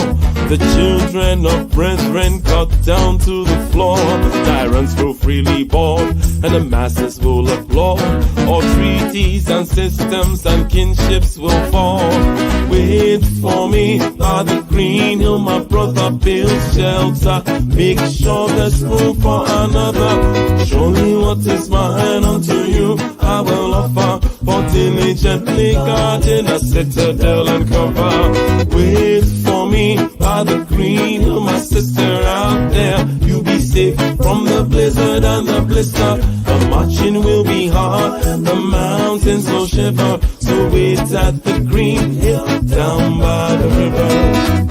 Everlasting burn, the everlasting light. With passion and with verb, we shall tempt the edge of fate tonight. Cannons are blasting, hearts are filled with fire and fright. Weapons are massing, we're building them at higher heights. From depth of the sea to the soaring of the peaks. The children of brethren can't find their release. For vengeance or for peace, because the sorrow and the grief. The wind by the green hill will bring some relief. Wait for me by the green hill, my brother, build shelter. Make sure there's room for another. For surely what is mine to you I will offer. For diligently guarding a citadel and cover. Wait for me by the green hill, my sister out there. You be safe from the blizzard and the blister. The marching will be hard, the mountains will shiver. So wait at the green hill down by the river.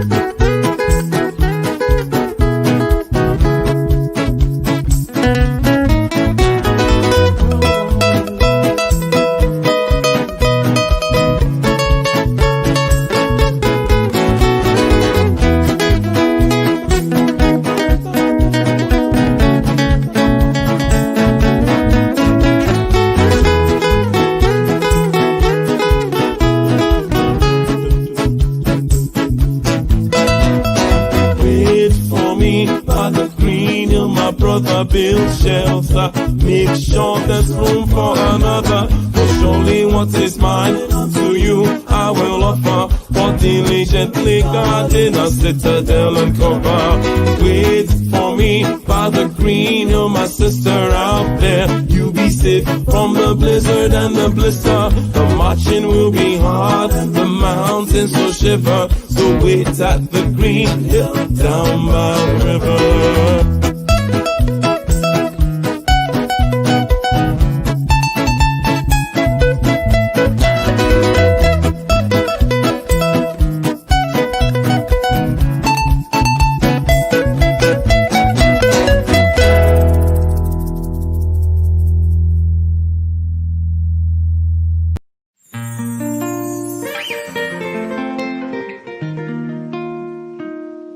I travel by night and I travel by day. I feel the breeze, I feel the call, and I see the gravel and the grass by the way. I hear birds and they're mating call. The toll on the road is a small price to pay, small price to pay for the saving of the race. That's so I say, people, what you waiting for? Take one and leave one and take it to go. Make a decision and get on the road. Open your vision for the sun to shine on. Bamboo and acorn and a letter I wrote. Big ones and small ones and a pipe for a toe. The rhythms of time is the horse I ride on. I travel by night and I travel by day. Feel the breeze, I feel the call, and I see the gravel and the grass by the way. I hear birds and they're mating call. The toll on the road is a small price to pay, small price to pay for the saving of the race. And so I say, people, what you waiting for? Will there be raindrops and rainbows so clear? Perhaps some snow angels, maybe a bear. Anticipation in the heart casts a fog upon the road. How far till the train stop? I wish I was there. I glance at the paper just to be clear. All the coming and the going that will be once was foretold. I travel by night and I travel by day. Feel the breeze, I feel the call, and I see the gravel and the grass by the way. I hear birds and they're mating call. The toll on the road is a small price to pay, a small price to pay for the saving of the race. And so I say, people, what you waiting for? Sha-na-na-na no, sha-na-na-na-ne, sha-na-na-na-no. Shana na na ne, shana na na na na na na na na no.